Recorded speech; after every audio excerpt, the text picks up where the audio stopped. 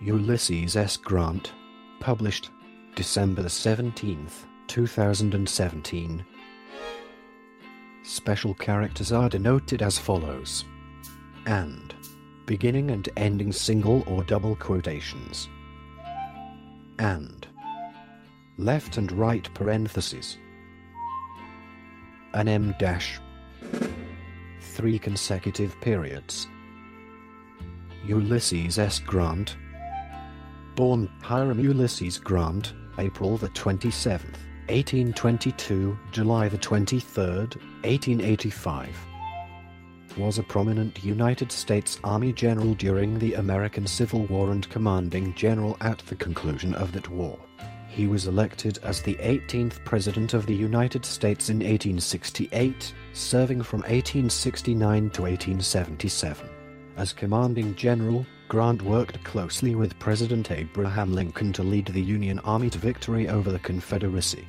After Lincoln's assassination, Grant's assignment in implementing Reconstruction often put him at odds with President Andrew Johnson, Lincoln's successor. Twice elected president, Grant led the Republicans in their effort to remove the vestiges of Confederate nationalism and slavery, protect African American citizenship and civil rights, implement Reconstruction and support economic prosperity.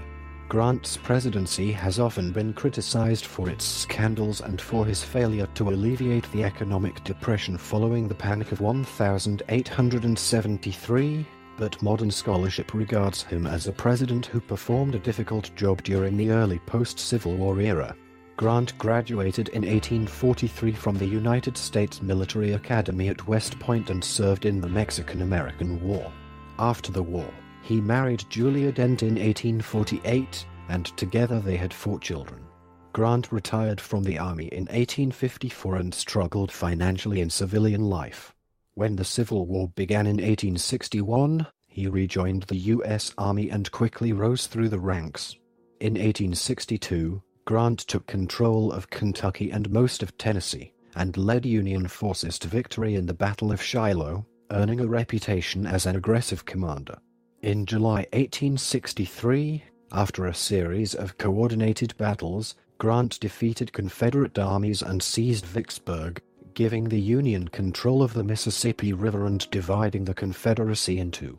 After Grant's victories in the Chattanooga Campaign, Lincoln promoted him to lieutenant general and commanding general of the Army in March 1864. Grant confronted Robert E. Lee in a series of bloody battles, trapping Lee's army in their defense of Richmond. Grant coordinated a series of devastating campaigns in other theaters, as well. In April 1865, Lee surrendered to Grant at Appomattox, effectively ending the war. Historians have hailed Grant's military genius, and his strategies are featured in military history textbooks, but a minority contend that he won by brute force rather than superior strategy. With the close of the Civil War, Grant led the Army's supervision of Reconstruction in the former Confederate states. Elected president in 1868, he stabilized the nation during that turbulent period, prosecuted the Ku Klux Klan, briefly used the military to enforce laws in the South and created the Department of Justice while bolstering the Republican Party in the South.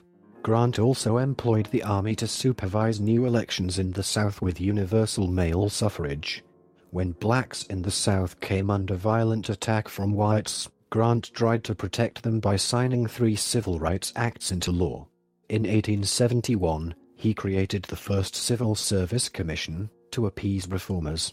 The Democrats and liberal Republicans united behind Grant's opponent in the presidential election of 1872, but Grant was re-elected by a strong margin. In his second term, the Republican coalitions in the South splintered and were defeated as a faction of white Southern redeemers regained control of Southern state governments using violence, voter fraud, and racist appeal. Although personally regarded as honest, Grant faced charges of corruption in his administration more than any 19th-century president. Grant's peace policy with Native Americans was a bold departure, but historians agree that, as with Reconstruction, it ended in failure. In foreign policy, Grant sought to increase trade and influence while remaining at peace with the world. With Secretary of State Hamilton Fisher, he successfully resolved the Alabama claims through the Treaty of Washington with Great Britain. Grant and Fisher negotiated a peaceful resolution with Spain over the Virginius affair. Congress rejected Grant's initiative to annex the Dominican Republic, creating a rift among Republicans. His administration implemented a gold standard and sought to strengthen the dollar. Grant's immediate response to the Panic of 1873 failed to halt a severe industrial depression that produced high unemployment, deflation, and bankruptcies. When he left office in 1877, he embarked on a 2.5-year world tour that captured favorable global attention for him and the United States. In 1880, Grant was unsuccessful in obtaining the Republican presidential nomination for a third term. Facing severe investment reversals and dying of throat cancer, he wrote his memoirs, which proved to be a major critical and financial success. His death in 1885 prompted an outpouring in support of national unity. Historical assessments of Grant's legacy have varied considerably over the years. His popular reputation focuses on his drinking, which historians agree did not adversely affect his military campaigns. Early historical evaluations were mostly negative about Grant's presidency. Scholars continue to rank his presidency below the average, but modern appreciation for Grant's support of civil rights has helped improve his standing. Part 1. Early Life and Education. Hiram Ulysses Grant was born in Point Pleasant, Ohio, on April 27, 1822, to Jesse Root Grant, a tanner and merchant, and Hannah Grant, née Simpson. His ancestors Matthew and Priscilla Grant arrived aboard the Mary and John at Massachusetts Bay Colony in 1630.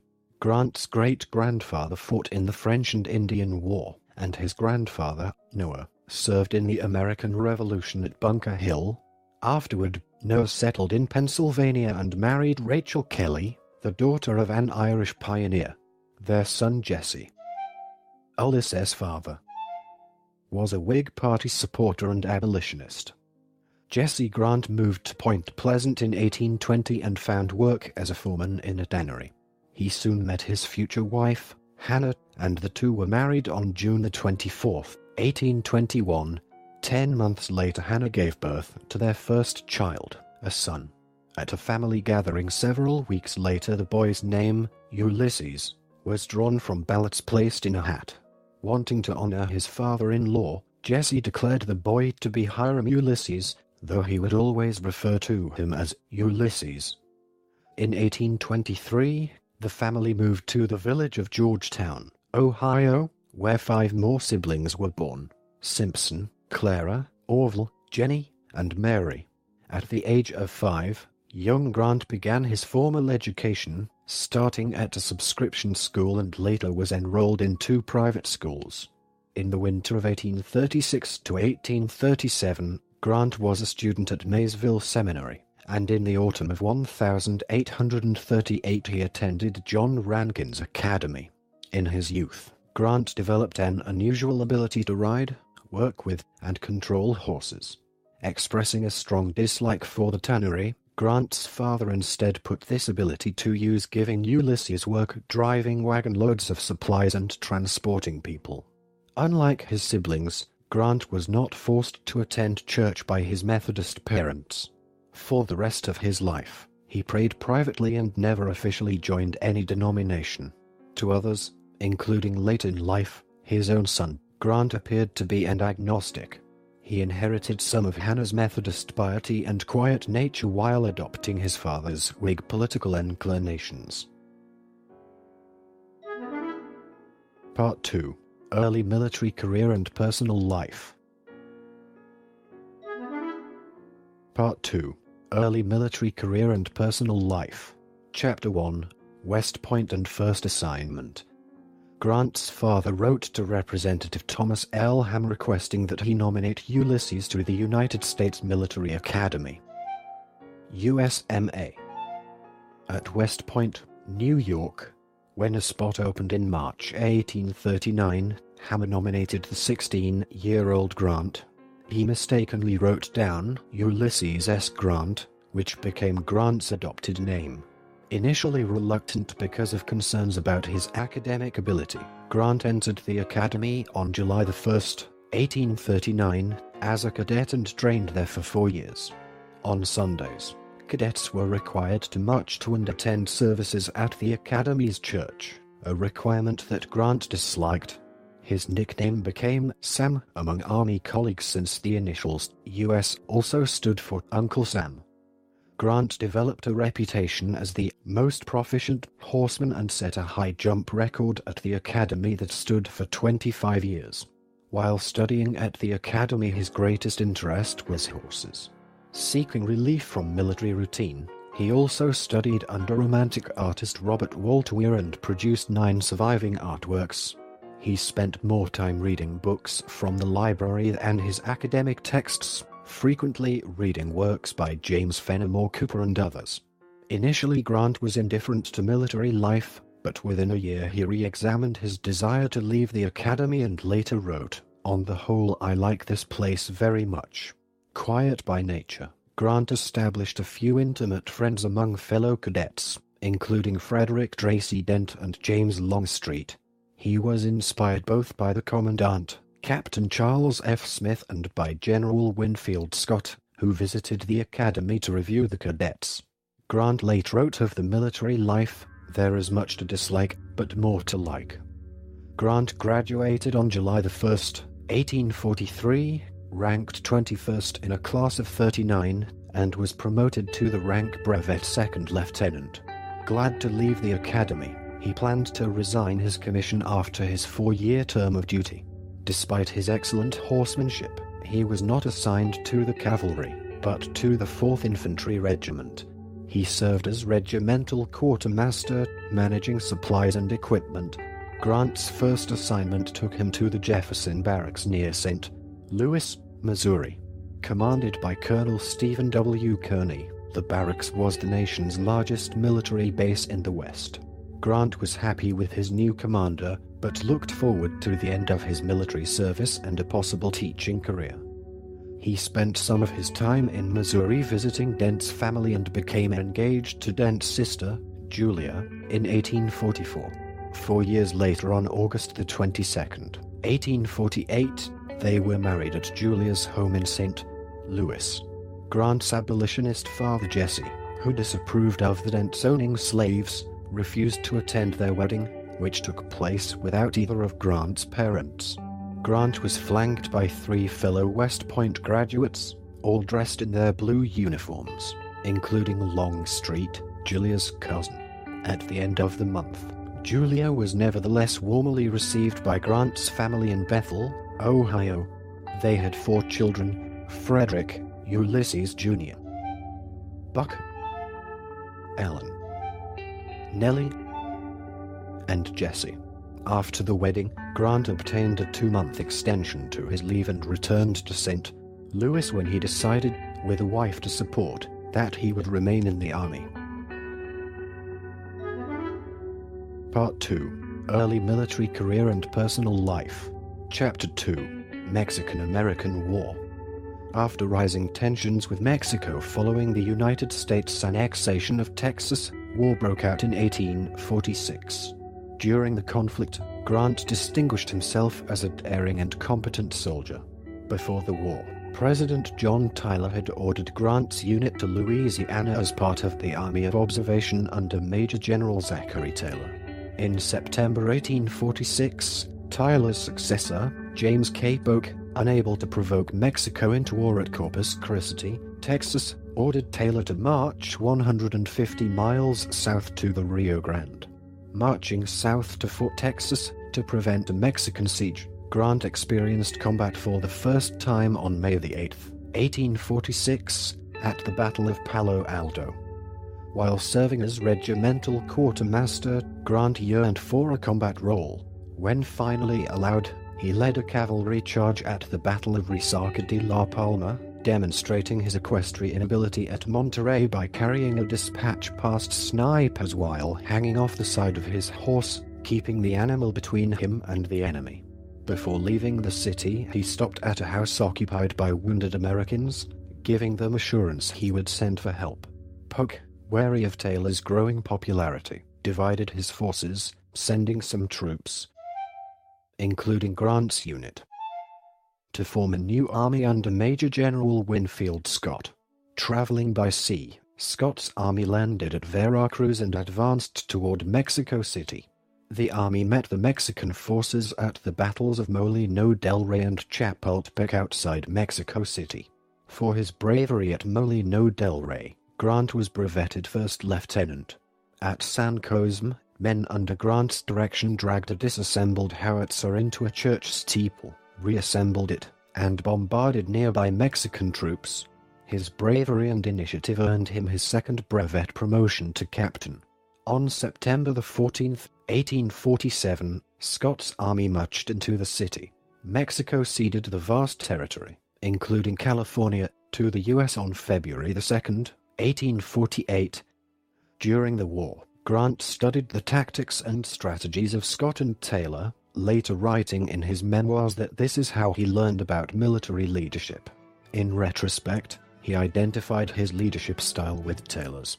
However, Grant also wrote that the Mexican War was wrong and the territorial gains were designed to expand slavery, stating, "I was bitterly opposed to the measure, and to this day regard the war, which resulted, as one of the most unjust ever waged by a stronger against a weaker nation." He opined that the Civil War was punishment on the nation for its aggression in Mexico. During the war, Grant discovered his moral courage and began to consider a career in the army. Part 2. Early military career and personal life. Chapter 3. Pacific Duty and Resignation. Grant's first post-war assignments took him and Julia to Detroit and then to Sackett's Harbor, New York. In 1852, Grant was ordered to the Pacific Northwest, traveling the New York-Panama oceanic route. Julia, 8 months pregnant with Ulysses Jr., did not accompany him.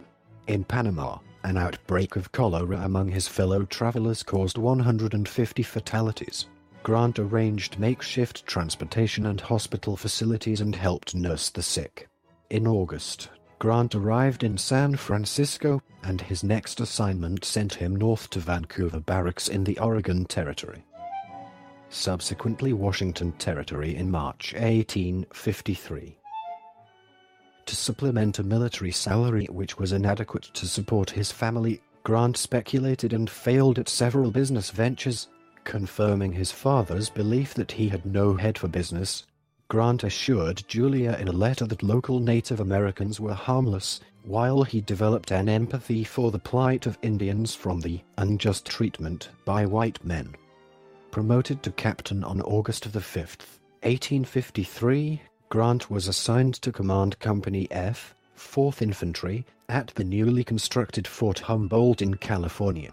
He arrived at the fort on January 5, 1854, and reported to its commander Lieutenant Colonel Robert C. Buchanan. Grant was bored and depressed about being separated from his wife Julia, and he began to drink. An officer who roomed with Grant said he felt too much under the influence of liquor to properly perform his duties. Colonel Buchanan demanded he should resign. Historian Gene Edward Smith says, "The story rings true. When Grant was reprimanded by Buchanan for one drinking episode, Grant told Buchanan if he did not reform he would resign." One Sunday, Grant was rumored to have been found at his company's pay table influenced by drink.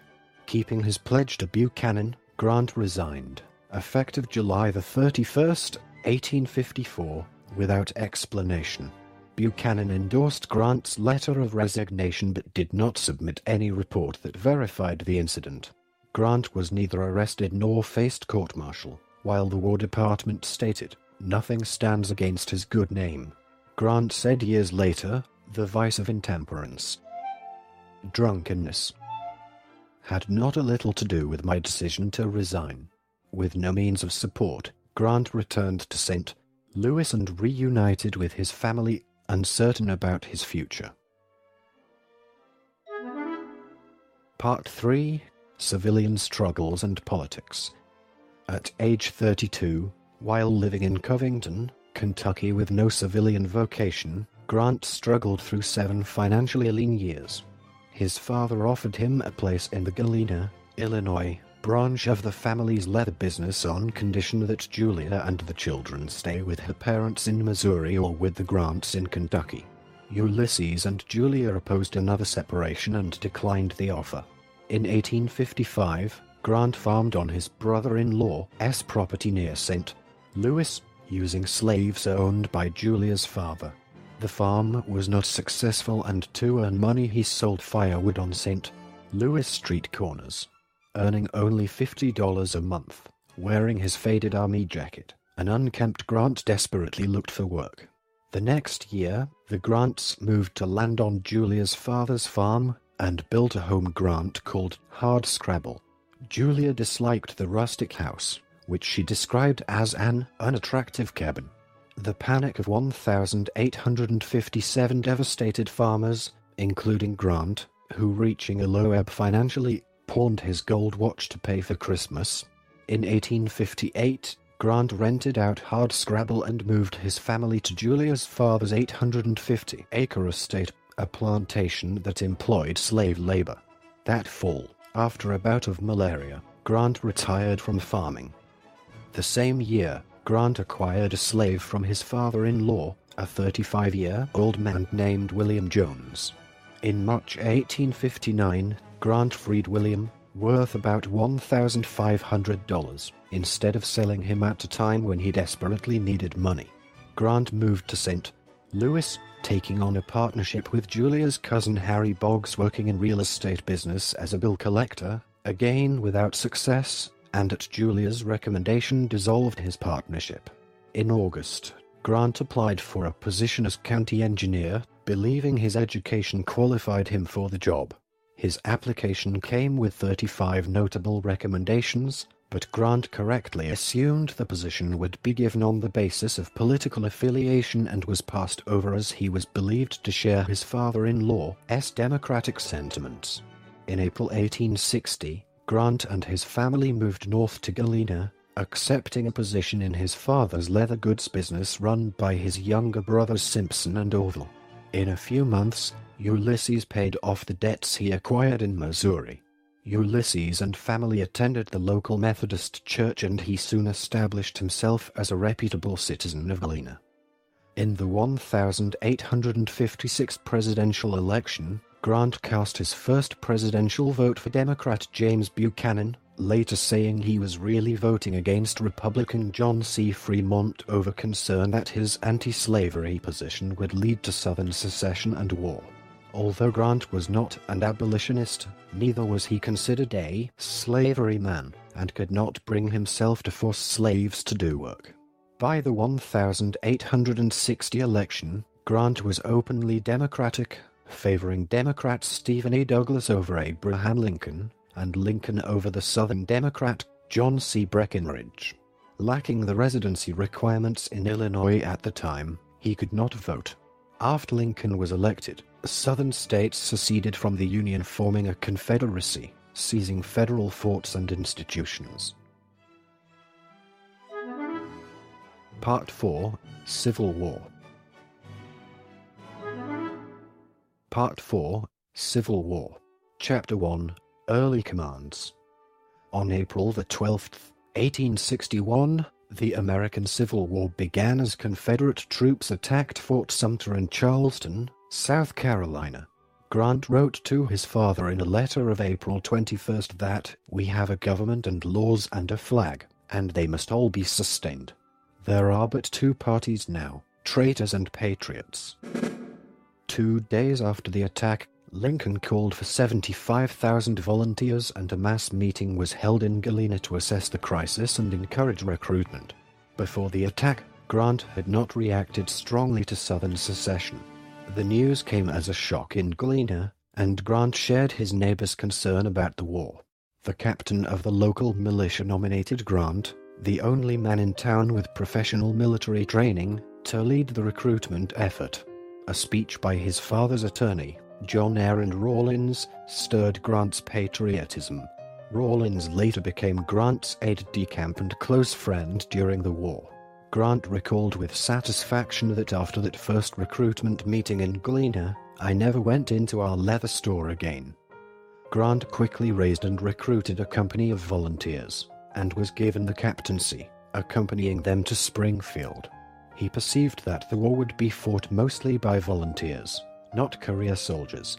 Governor Richard Yates offered Grant a militia commission to recruit and train volunteer units, which he accepted, but still wanted a field command. He made several efforts through his professional contacts. Major General George B. McClellan refused to see him, remembering the day in Oregon in 1853 when he saw Grant on a drunken spree. With the aid of his advocate, Representative Elihu B. Washburn of Illinois, Grant was promoted to colonel on June 14 and charged with disciplining the unruly 21st Illinois Volunteer Infantry Regiment. Transferred to northern Missouri, Grant was promoted to brigadier general, backdated to May 17, 1861. Control of the Mississippi River was the key to victory in the Western Theater.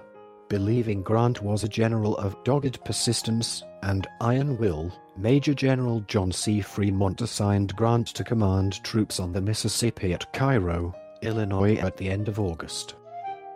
Passing over Generals John Pope and Benjamin Prentiss. Fremont dismissed rumors of Grant's drunkenness years earlier in the regular army, saying there was something about Grant's manner that was sufficient to counteract the influence of what they said. Cairo was a bustling Union military and naval base that was to be used to launch a joint campaign down the Mississippi, Tennessee, and Cumberland rivers. After the Confederates moved into western Kentucky, with designs on southern Illinois, Grant, under Fremont's authority, advanced on Paducah, Kentucky, taking it without a fight, and set up a supply station. Having understood the importance to Lincoln in keeping Kentucky in the Union, Grant assured its citizens, "I have come among you not as your enemy, but as your friend." On November 1, Fremont ordered Grant to make demonstrations against the Confederates on both sides of the Mississippi, but prohibited him from attacking the enemy. Part 4, Civil War. Chapter 2, Belmont, Forts Henry and Donelson. On November 1, 1861, Fremont ordered Grant to embark south with his troops from Cairo to attack Confederate soldiers encamped in Belmont, Missouri. Grant, along with Brigadier General John A. McClellan, landed 2,500 men at Hunter's Point, 2 miles north of the Confederate base outside Belmont. They took the camp, but the reinforced Confederates under Brigadier Generals Frank Cheatham and Gideon J. Pillow forced a chaotic Union retreat. At first, Grant had wanted to destroy Confederate strongholds at both Belmont, Missouri and Columbus, Kentucky, but Fremont had not given Grant enough troops to do the job. All Grant's men could do was disrupt the Confederates and fight their way back to their Union boats. They escaped back to Cairo under fire from the heavily fortified stronghold at Columbus. A tactical defeat, the battle gave Grant's volunteers confidence and experience.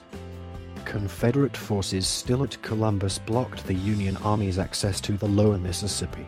Grant and General James B. McPherson came up with a plan to bypass Columbus and with a force of 25,000 troops, move against Fort Henry on the Tennessee River and then 10 miles east to Fort Donelson on the Cumberland River, with the aid of gunboats, opening both rivers and allowing the Union access further south. Grant presented his plan to Henry Halleck, his new commander under the newly created Department of Missouri. Halleck was considering the same strategy, but rebuffed Grant, believing he needed twice the number of troops. However, after Halleck telegraphed and consulted McClellan about the plan, he finally agreed on condition that the attack be conducted in close cooperation with Navy flag officer Andrew H. Foote. After Foote's gunboats had silenced most of the guns at the fort, Grant's troops moved in and easily captured Fort Henry on February 6, 1862. Grant then ordered an immediate assault on nearby Fort Donelson, under the command of John B. Floyd, which dominated the Cumberland River. Unlike Fort Henry, Grant was now going up against a force equal to his. Unaware of the garrison's strength, Grant's forces approached the scene overconfident from their easier victory at Fort Henry. Grant, McClellan and Smith positioned their divisions around the fort. The next day McClellan and Smith launched probing attacks on what they figured were weak spots in the Confederate line, only to retreat with heavy losses. On February 14th, Foot's gunboats arrived and began bombarding the fort, only to be repulsed by the heavy guns at the fort. Foot himself was wounded. Thus far it was a victory for the Confederates, but soon Union reinforcements arrived, giving Grant a total force of over 40,000 men. When Foot regained control of the river, Grant resumed his attack, but a standoff remained. That evening Confederate Commander Floyd called a council of war, unsure of his next action. Grant received a dispatch from Foot, requesting that they meet.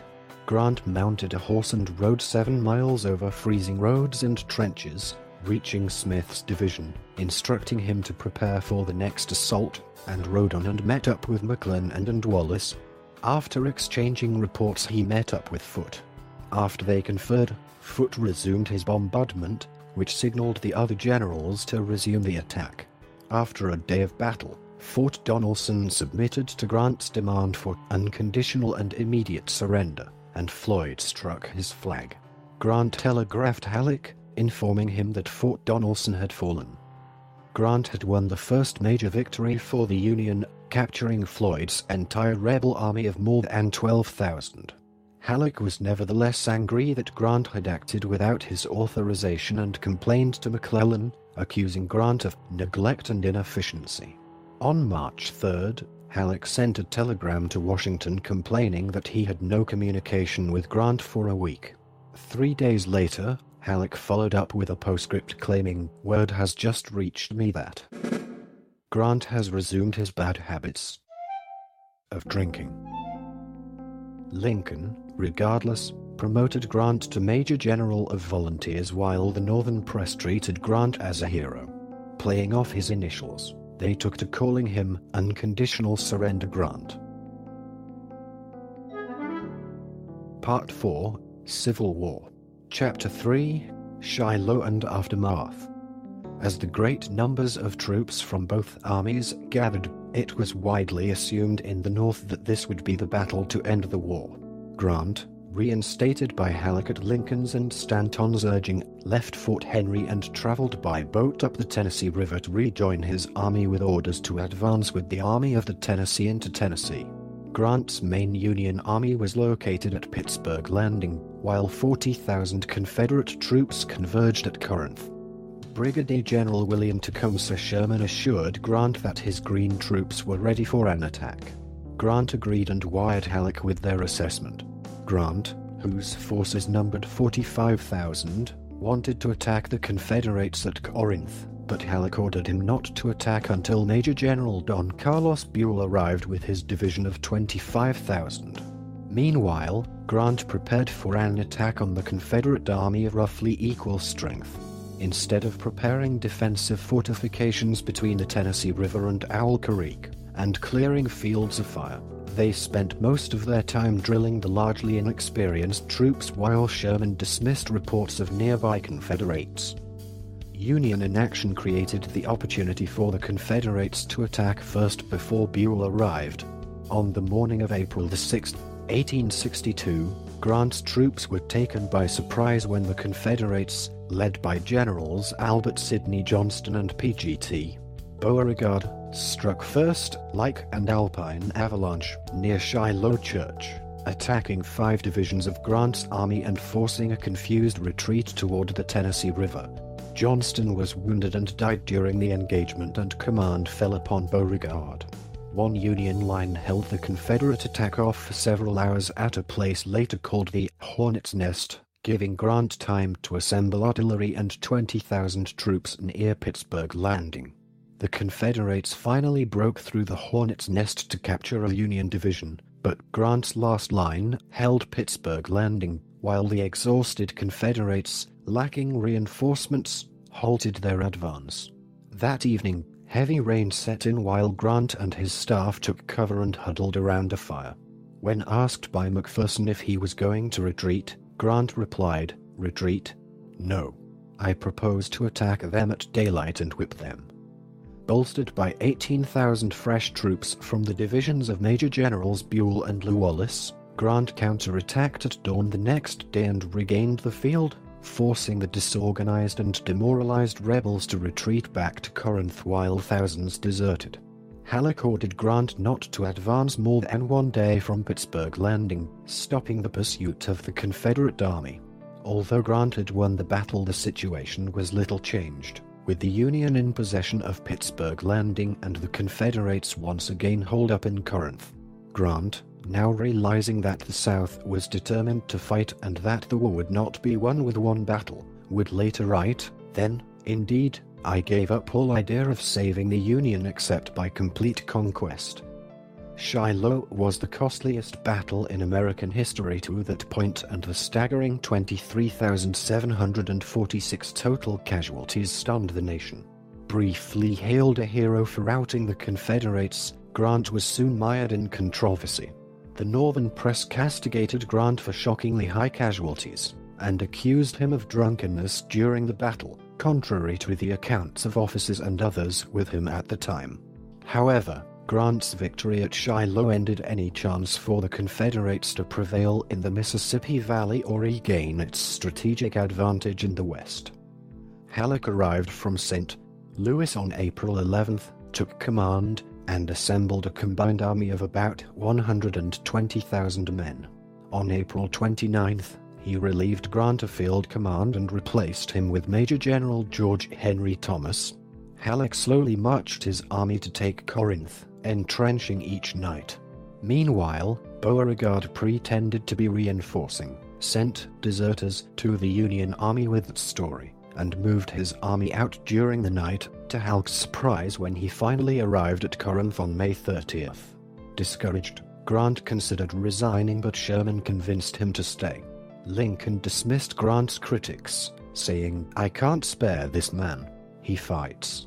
Halleck divided his combined army and reinstated Grant as field commander of the Army of the Tennessee on July 11th.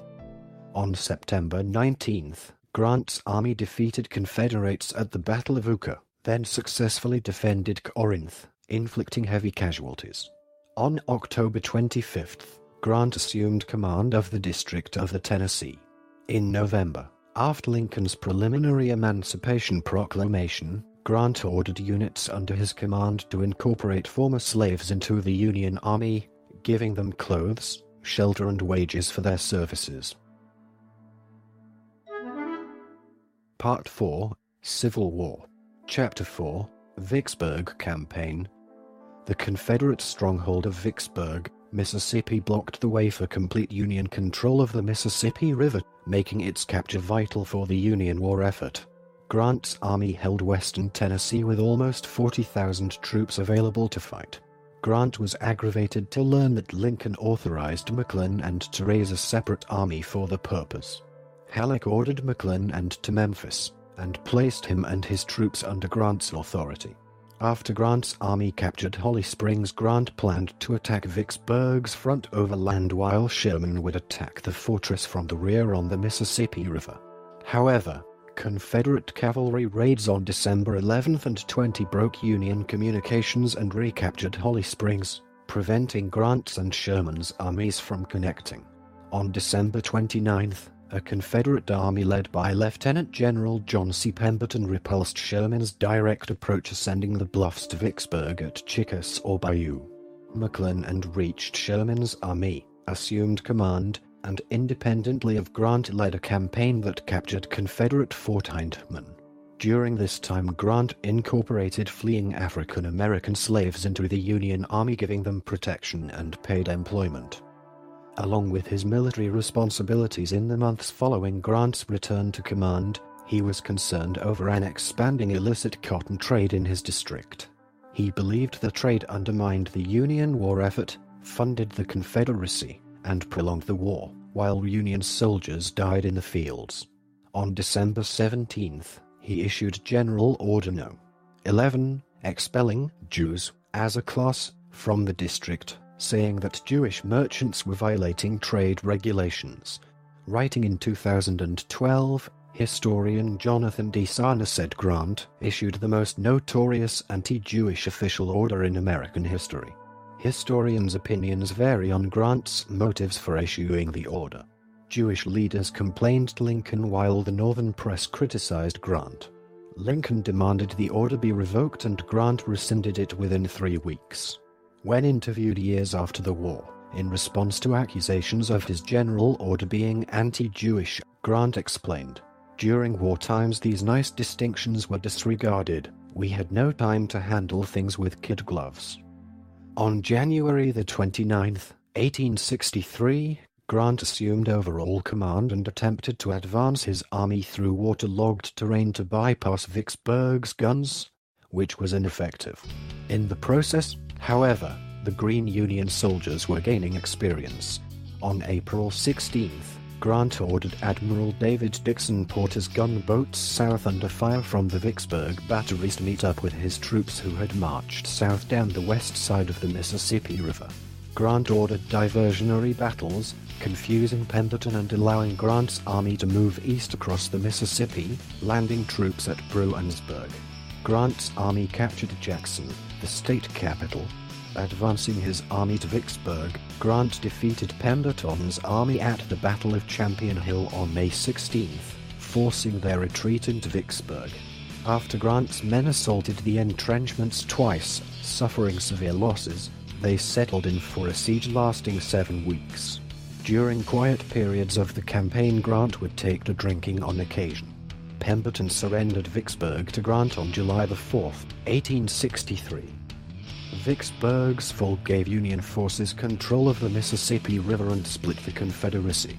By that time, Grant's political sympathies fully coincided with the radical Republicans' aggressive prosecution of the war and emancipation of the slaves. The success at Vicksburg was a morale boost for the Union war effort. The personal rivalry between McClellan and Grant continued after Vicksburg until Grant removed McClellan from command when he contravened Grant by publishing an order without permission. When Secretary of War Edwin M. Stanton suggested Grant be brought back east to run the Army of the Potomac, Grant demurred, writing that he knew the geography and resources of the West better and he did not want to upset the chain of command in the East. Part 4, Civil War. Chapter 5, Chattanooga and Promotion. Lincoln promoted Grant to Major General in the regular army and assigned him command of the newly formed Division of the Mississippi on October 16, 1863, including the armies of the Ohio, Tennessee, and Cumberland. After the Battle of Chickamauga, the Army of the Cumberland retreated into Chattanooga, where they were trapped. When informed of the situation, Grant put Major General George H. Thomas in charge of the rescue.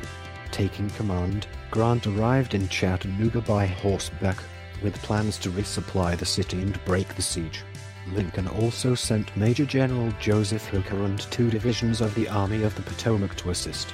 Union forces captured Brown's Ferry and opened a supply line to Bridgeport.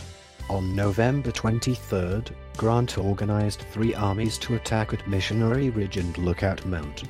2 days later, Hooker's forces took Lookout Mountain. Grant ordered Thomas and the Army of the Cumberland to advance when Sherman's army failed to take Missionary Ridge from the northeast. The Army of the Cumberland, led by Major General Philip Sheridan and Brigadier General Thomas J. Wood, charged uphill and captured the Confederate entrenchments at the top, forcing the rebels into retreat. The decisive battle gave the Union control of Tennessee and opened Georgia, the Confederate heartland, to Union invasion. On March 2, 1864, Lincoln promoted Grant to Lieutenant General, giving him command of all Union armies, answering only to the President. Grant assigned Sherman the Division of the Mississippi and traveled to Washington to meet with Lincoln to devise a strategy of total war against the Confederacy. Grant established his headquarters with General George Meade's Army of the Potomac in Culper, Virginia. Grant developed an overall master plan of 5 coordinated Union offensives, attacking the rebel armies at the same time to keep the Confederates from shifting reinforcements within their interior lines.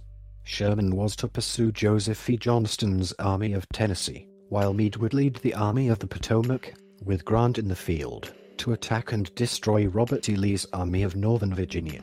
Major General Benjamin Butler was to advance towards Richmond from the south, up the James River, while a joint Army-Navy operation was to be launched against Mobile, Alabama. If Lee was forced south as expected, Grant would join forces with Butler's armies and be fed supplies from the James. Major General Franz Sigel was to capture the railroad line at Lynchburg, move east, and attack from the Blue Ridge Mountains. Grant knew that Lee had limited manpower and that a war of attrition fought on a battlefield without entrenchments would lead to Lee's defeat.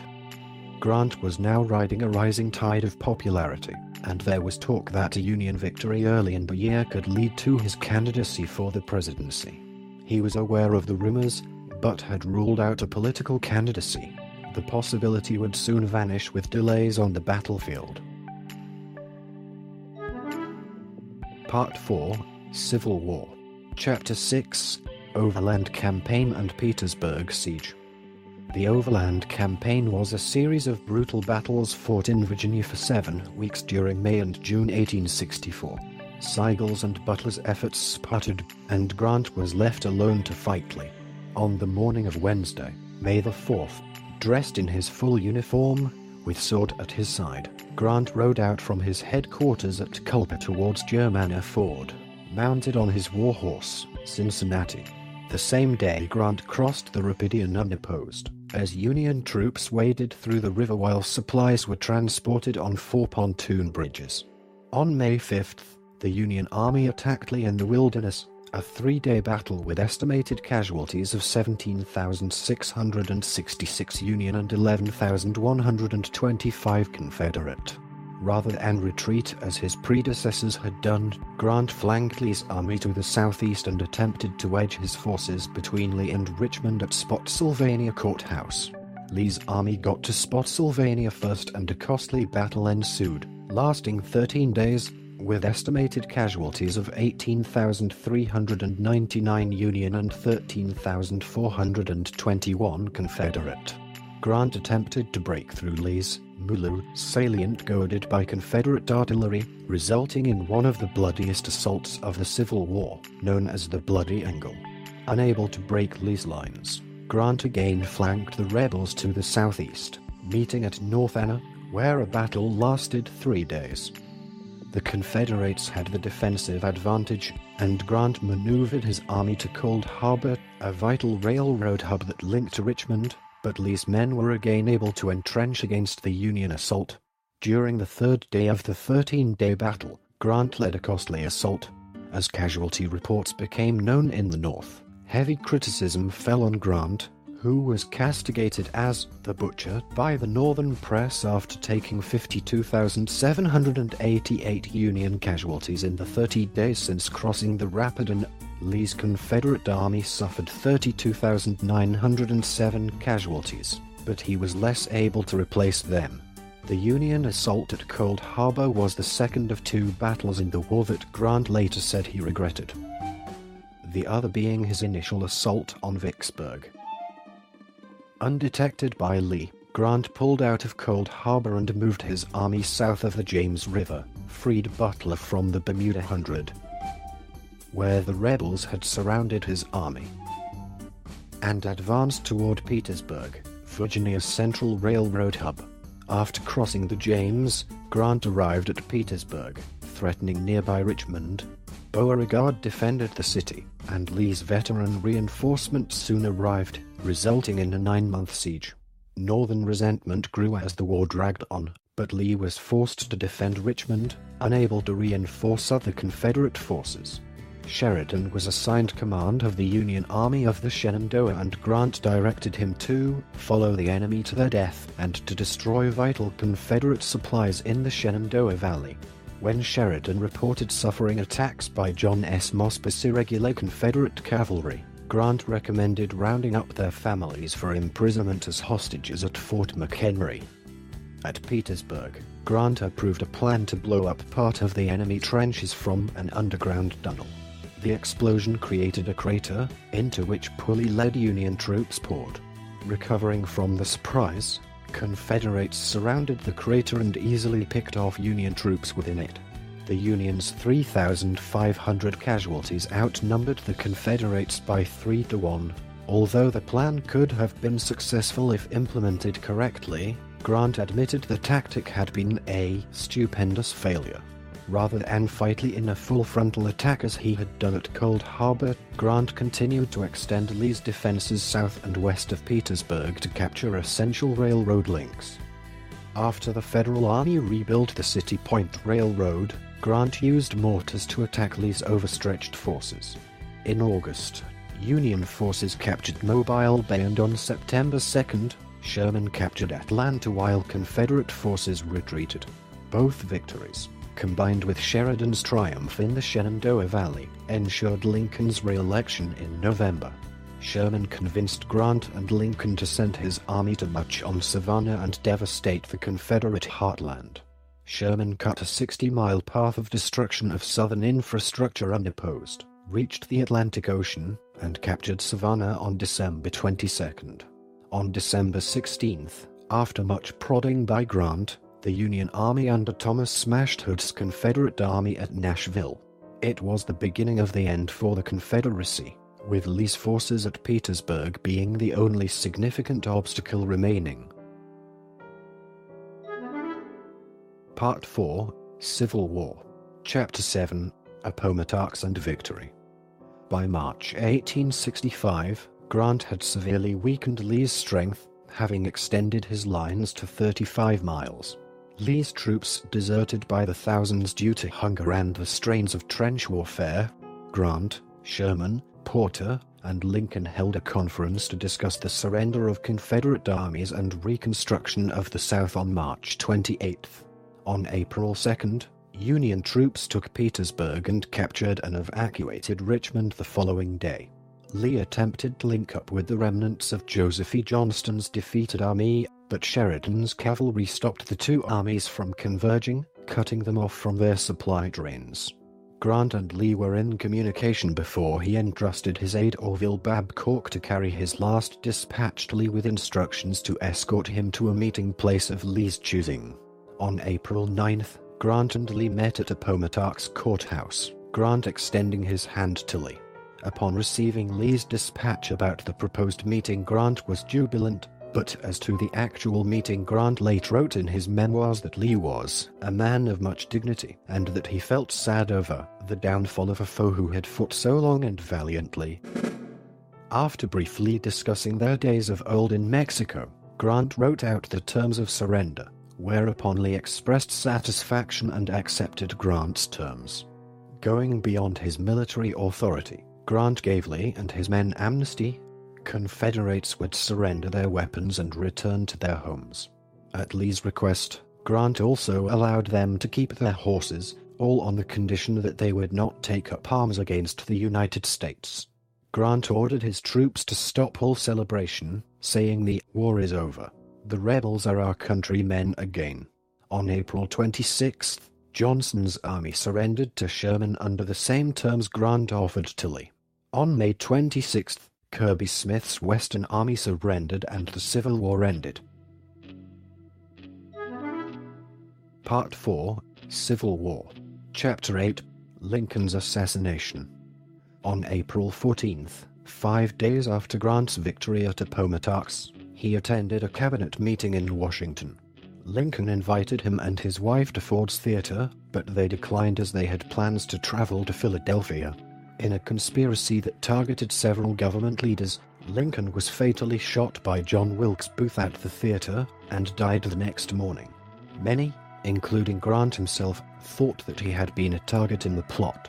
Stanton notified him of the president's death and summoned him back to Washington. Attending Lincoln's funeral on April 19th, Grant stood alone and wept openly. He later said Lincoln was the greatest man I have ever known. Regarding the new president, Andrew Johnson, Grant told Julia that he dreaded the change in administrations. He judged Johnson's attitude toward white Southerners as one that would make them unwilling citizens, and initially thought that with President Johnson, Reconstruction has been set back no telling how far. Part 5. Commanding General. At the war's end, Grant remained commander of the army, with duties that included dealing with Maximilian and French troops in Mexico, enforcement of Reconstruction in the former Confederate states, and supervision of Indian wars on the Western Plains. Grant secured a house for his family in Georgetown Heights in 1865, but instructed Elihu Washburn that for political purposes his legal residence remained in Galena, Illinois. That same year, Grant spoke at Cooper Union in New York. Further travels that summer took the Grants to Albany, New York, back to Galena, and throughout Illinois and Ohio, with enthusiastic receptions. On July 25, 1866, Congress promoted Grant to the newly created rank of General of the Army of the United States. Part 5. Commanding General. Chapter 1. Reconstruction. Reconstruction was a turbulent time period starting in 1863 and ending in 1877 that readmitted former Confederate states to the Union, during which the nation's laws and constitution were rewritten to guarantee the basic rights of the former slaves, and biracial governments came to power throughout the defeated Confederacy. In November 1865, Johnson sent Grant on a fact-finding mission to the South. Grant recommended continuation of reformed Freedmen's Bureau, which Johnson opposed, but advised against the use of black troops in garrisons, which he believed encouraged an alternative to farm labor. Grant did not believe the people of the South were ready for self-rule, and that both whites and blacks in the South required protection by the federal government.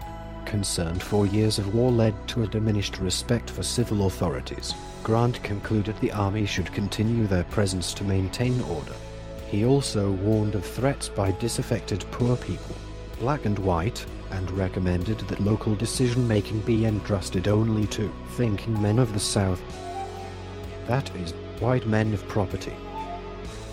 In this respect, Grant's opinion on Reconstruction aligned with Johnson's policy of restoring former Confederates to their positions of power, arguing that Congress should allow representatives from the South to take their seats. Grant, like Lincoln, out of a sense of duty, believed the federal government had responsibility to all Union Army veterans who served in the war, both white and black. Part 5. Commanding General. Chapter 2. Grant and Johnson. Grant's service as Union General caused him to join the Republican Party. Johnson favored a lenient approach to Reconstruction, calling for an immediate return of the former Confederate states into the Union without any guarantee of African American civil rights. The radical Republican-controlled Congress opposed the idea and refused to admit congressmen from the former Confederate states. Congress, over Johnson's vetoes, renewed the Freedmen's Bureau and passed the Civil Rights Act of 1866. Grant and Johnson found themselves in a quiet conflict over Reconstruction enforcement, while Grant as a soldier was determined to remain loyal to his commander-in-chief. Needing Grant's popularity, Johnson took Grant on his swing around the circle tour, speaking out against congressional Reconstruction.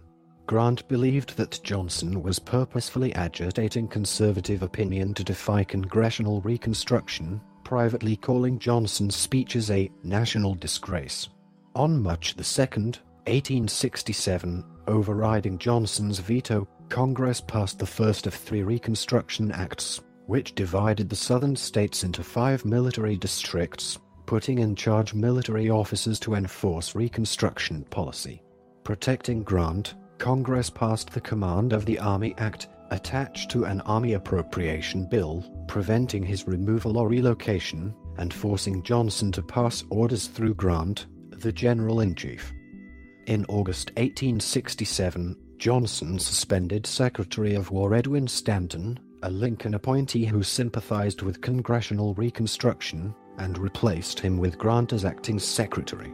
Stanton was a radical Republican and was protected by allies in Congress. Grant wanted to replace Stanton but recommended against by passing the Tenure of Office Act that prohibited a cabinet removal without Senate approval. Grant accepted the position, not wanting the Army to fall under a conservative appointee who would impede Reconstruction, and managed an uneasy partnership with Johnson. When Congress assembled in December 1867, it voted to reinstate Stanton, who was reinstated by a Senate committee on January 10, 1868. Grant told Johnson he was going to resign office because keeping the office would subject him to fine and imprisonment. Johnson, who was scheming to get rid of Grant, told him he would assume all such responsibility and asked him to delay his resignation until a suitable replacement could be found, and he believed Grant had agreed to do so. When the Senate voted and reinstated Stanton, Grant surrendered the office before Johnson had an opportunity to appoint a replacement. Johnson was livid at Grant accusing him of lying at a stormy cabinet meeting. The publication of hostile and angry messages between Grant and Johnson led to a complete break between the president and his general. The controversy over the removal of Stanton by Johnson led to Johnson's impeachment and trial in the Senate. Needing a two-thirds Senate vote to impeach, Johnson was acquitted by one vote in a Senate impeachment trial. The break with Johnson popularized Grant among Republicans and made him the uncontested candidate for the presidency in 1868, receiving all nominations. Part 5, Commanding General. Chapter 3, Election of 1868. Grant was popular among the radical Republicans following his abandonment of Johnson over the Secretary of War dispute. The Republicans chose Grant as their presidential candidate on the first ballot at the 1868 Republican National Convention in Chicago. Grant received all 650 votes from delegates, with no other candidate being nominated, and upon the announcement was welcomed with a frenzied enthusiasm. In his letter of acceptance, Grant concluded with "Let us have peace," which became his campaign slogan. For vice president, the delegates nominated House Speaker Schuyler Colfax. In June, Grant traveled to St. Louis, having gained possession of his father-in-law's plantation and an additional 280 acres of Dent land. He had 12 slave cabins demolished to banish the vestiges of slavery. Grant's 1862 General Order No. 11 became an issue during the presidential campaign. He sought to distance himself from the order, saying, "I have no prejudice against sect or race, but want each individual to be judged by his own merit." As was expected at the time, Grant returned to his home state and left the active campaigning to his campaign manager, William E. Chandler, and others. The Republican campaign focused on continuing Reconstruction and restoring the public credit. The Democrats nominated former New York Governor Horatio Seymour. Their campaign focused mainly on ending Reconstruction and returning control of the South to the white planter class, which alienated many war Democrats in the North. The Democrats attacked Republicans' support of African American rights while deriding Grant, calling him captain of the Black Marines. Democratic orators over and over proclaimed Grant was a drunkard.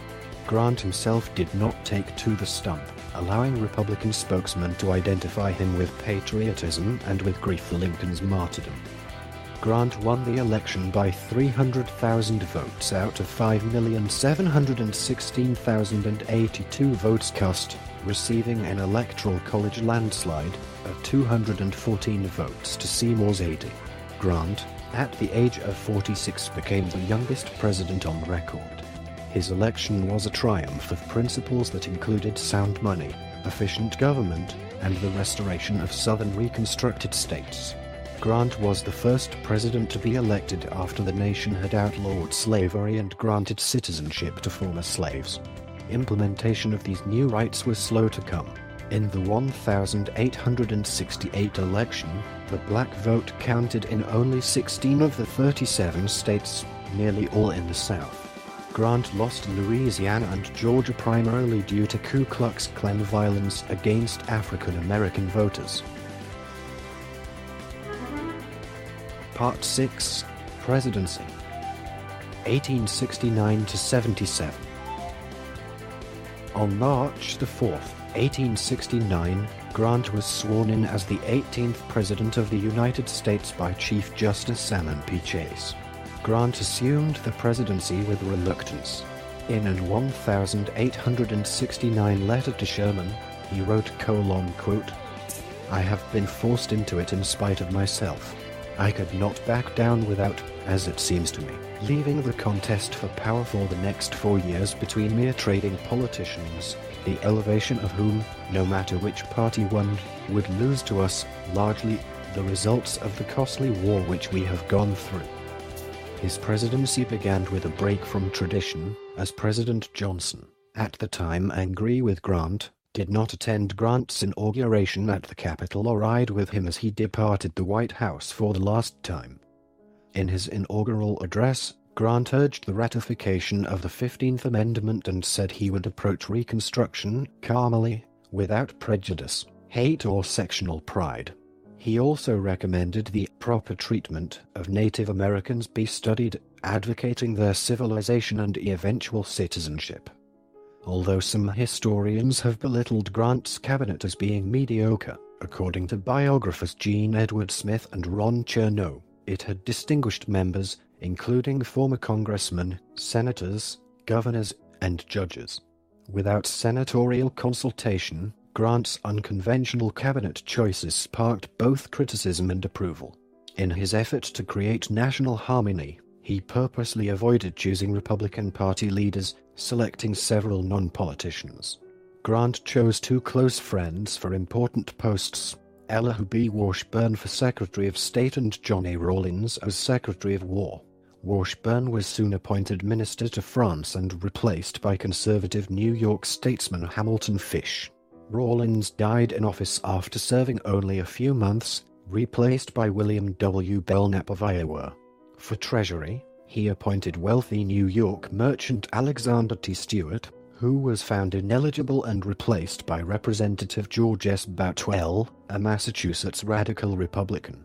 Grant appointed Philadelphia businessman Adolphe Bory Secretary of Navy, who soon resigned, and was replaced by a relative unknown, George M. Robeson. Grant's nomination of James Longstreet, a former Confederate general, to the position of Surveyor of Customs of the Port of New Orleans, was met with general amazement, and was largely seen as a genuine effort to unite the North and South.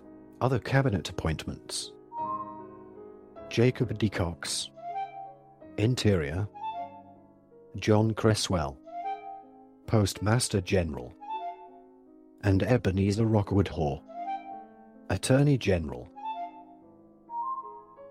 Were well received. Grant nominated Sherman his army successor as General-in-Chief and gave him control over war bureau chiefs. When Rawlins took over the War Department, he complained to Grant that Sherman was given too much authority. Grant reluctantly revoked his own order, upsetting Sherman and damaging their wartime friendship. Grant also appointed 4 justices to the Supreme Court: William Strong, Joseph P. Bradley, Ward Hunt and Chief Justice Morrison Waite.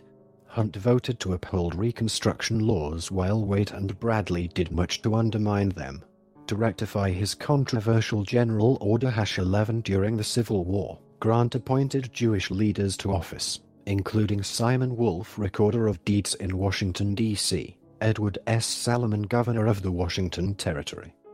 When Grant first moved into the White House, he had a statue of Thomas Jefferson, the 3rd president, removed from the grounds and returned to the Capitol Rotunda.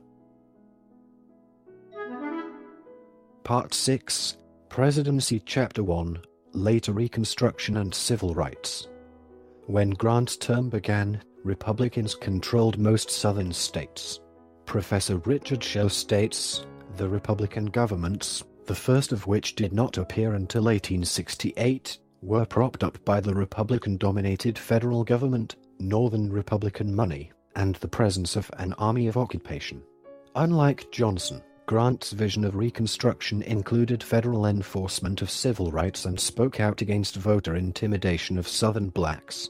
In his message to Congress in 1874, Grant wrote, "Treat the Negro as a citizen and a voter, as he is and must remain, and soon parties will be divided, not on the color line, but on principle."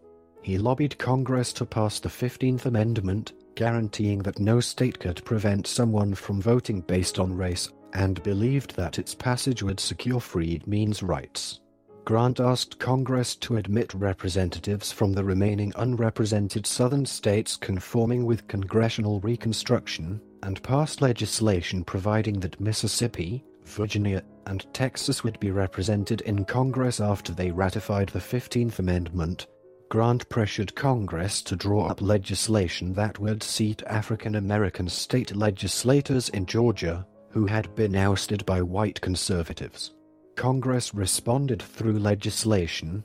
The members were reseated in the Georgia legislature, and Georgia was required to adopt the 15th Amendment to regain representation in Congress. By July 1870, the remaining states were readmitted. To bolster the new amendment, Grant relied on the Army and signed legislation creating the Justice Department, primarily to enforce federal laws in the South. Where the Attorney General had once been only a legal advisor to the President, he now led a cabinet department dedicated to enforcing federal law, including a Solicitor General to argue on the government's behalf in court. Under Grant's first Attorney General, Ebenezer R. Hoar, the administration was not very aggressive in prosecuting white Southerners who terrorized their black neighbors, but Hoar's successor, Amos T. Ackerman, was more zealous. Grant encouraged Congress to pass a series of laws, called the Enforcement Acts, from 1870 to 1871. The first was a criminal code upon the subject of elections, outlawing discrimination by state officials on voters based on race. It also authorized the president to appoint supervisors over the election and bring cases to federal court. But it left private criminal acts to be handled by state authorities. Alarmed by a rise in terror by the Ku Klux Klan and other groups against African Americans, Congress enacted a far more sweeping measure, the Ku Klux Klan Act of 1871, which for the first time designated certain crimes as punishable under federal law. In May 1871, Grant ordered federal troops to help marshals in arresting Klansmen. That October, Grant suspended habeas corpus in part of South Carolina and sent federal troops to enforce the law there. After prosecutions by Ackerman and his replacement, George Henry Williams, the Klan's power collapsed. By 1872, elections in the South saw African Americans voting in record numbers. That same year, Grant signed the Amnesty Act, which restored political rights to former Confederates. Lacking sufficient funding, the Justice Department stopped prosecutions of the Klan in June 1873. Civil rights prosecutions continued throughout Grant's second term, but with fewer yearly cases and convictions. Additionally, Grant's Postmaster General John Creswell, using his patronage powers, integrated the postal system and appointed African American postmasters across the nation. After the Klan's decline, a faction of Southern conservatives called Redeemers formed armed groups, such as the Red Shirts and the White League, who openly used violence and intimidation in an attempt to take control of state governments. The Panic of 1873 and the ensuing Depression contributed to public fatigue, and the North grew less concerned with Reconstruction. Supreme Court rulings in the Slaughterhouse cases and United States v. Cruikshank restricted federal enforcement of civil rights. Grant began to limit the use of troops to avoid the impression that he was acting as a military dictator. In 1874, Grant ended the Brooks-Baxter War, bringing Reconstruction in Arkansas to a peaceful conclusion. That same year, he sent troops and warships under Major General William H. Emory to New Orleans in the wake of the Colfax Massacre and disputes over the election of Governor William Pitt Kellogg. Emory restored Kellogg to office, and the following year the parties reached a compromise allowing Democrats to retain control of the Louisiana House. Grant recalled Sheridan and most of the federal troops from Louisiana. By 1875, Redeemer Democrats took control of all but 3 southern states. As violence against black Southerners escalated once more, Attorney General Edwards Pierrepont told Governor Adelbert Ames of Mississippi that the people were tired of the autumnal outbreaks in the South and declined to intervene directly, instead sending an emissary to negotiate a peaceful election. Grant later regretted not issuing a proclamation to help Ames, having been told Republicans in Ohio would bolt the party if Grant intervened in Mississippi. Grant told Congress in January 1875 he could not see with indifference Union men or Republicans ostracized, persecuted, and murdered. Congress refused to strengthen the laws against violence, but instead passed a sweeping law to guarantee blacks access to public facilities. Grant signed it as the Civil Rights Act of 1875, but enforcement was weak and the Supreme Court ruled the law unconstitutional in 1883. In October 1876, Grant dispatched troops to South Carolina to aid Republican Governor Daniel Henry Chamberlain. Grant's successor, Hayes, abandoned the remaining 3 Republican governments in the South that were supported by the Army after the Compromise of 1877, which marked the end of Reconstruction. Part 6, Presidency Chapter 2, Indian Peace Policy. When Grant took office in 1869, the nation's policy towards Indians was in chaos, with more than 250,000 Indians being governed by 370 treaties. Grant promised in his inaugural address to work toward the proper treatment of the original occupants of this land, the Indians. He appointed Julia S. Parker, a Seneca Indian, a member of his wartime staff, as Commissioner of Indian Affairs, the first Native American to serve in this position. With his familiarity of Indian life, Parker became the chief architect of Grant's peace policy. In April 1869, Grant signed a law establishing a board of Indian commissioners to oversee spending and reduce corruption in the Bureau of Indian Affairs. In 1871, he signed a bill ending the Indian treaty system. The law now treated individual Native Americans as wards of the federal government, and no longer dealt with the tribes as sovereign entities. Grant believed that Indians, given opportunities for education and work, could serve alongside white men. His peace policy aimed to replace entrepreneurs serving as Indian agents with missionaries and aimed to protect Indians on reservations and educate them in farming. "My efforts in the future will be directed," Grant said in his second inaugural address, "by a humane course to bring the aborigines of the country under the benign influences of education and civilization. Wars of extermination are demoralizing and wicked." Grant's policy had greater success in the Southwest. General Oliver Otis Howard negotiated peace with the Apache in 1872, convincing their leader, Cocais, to move the tribe to a new reservation and ending a war started the year before.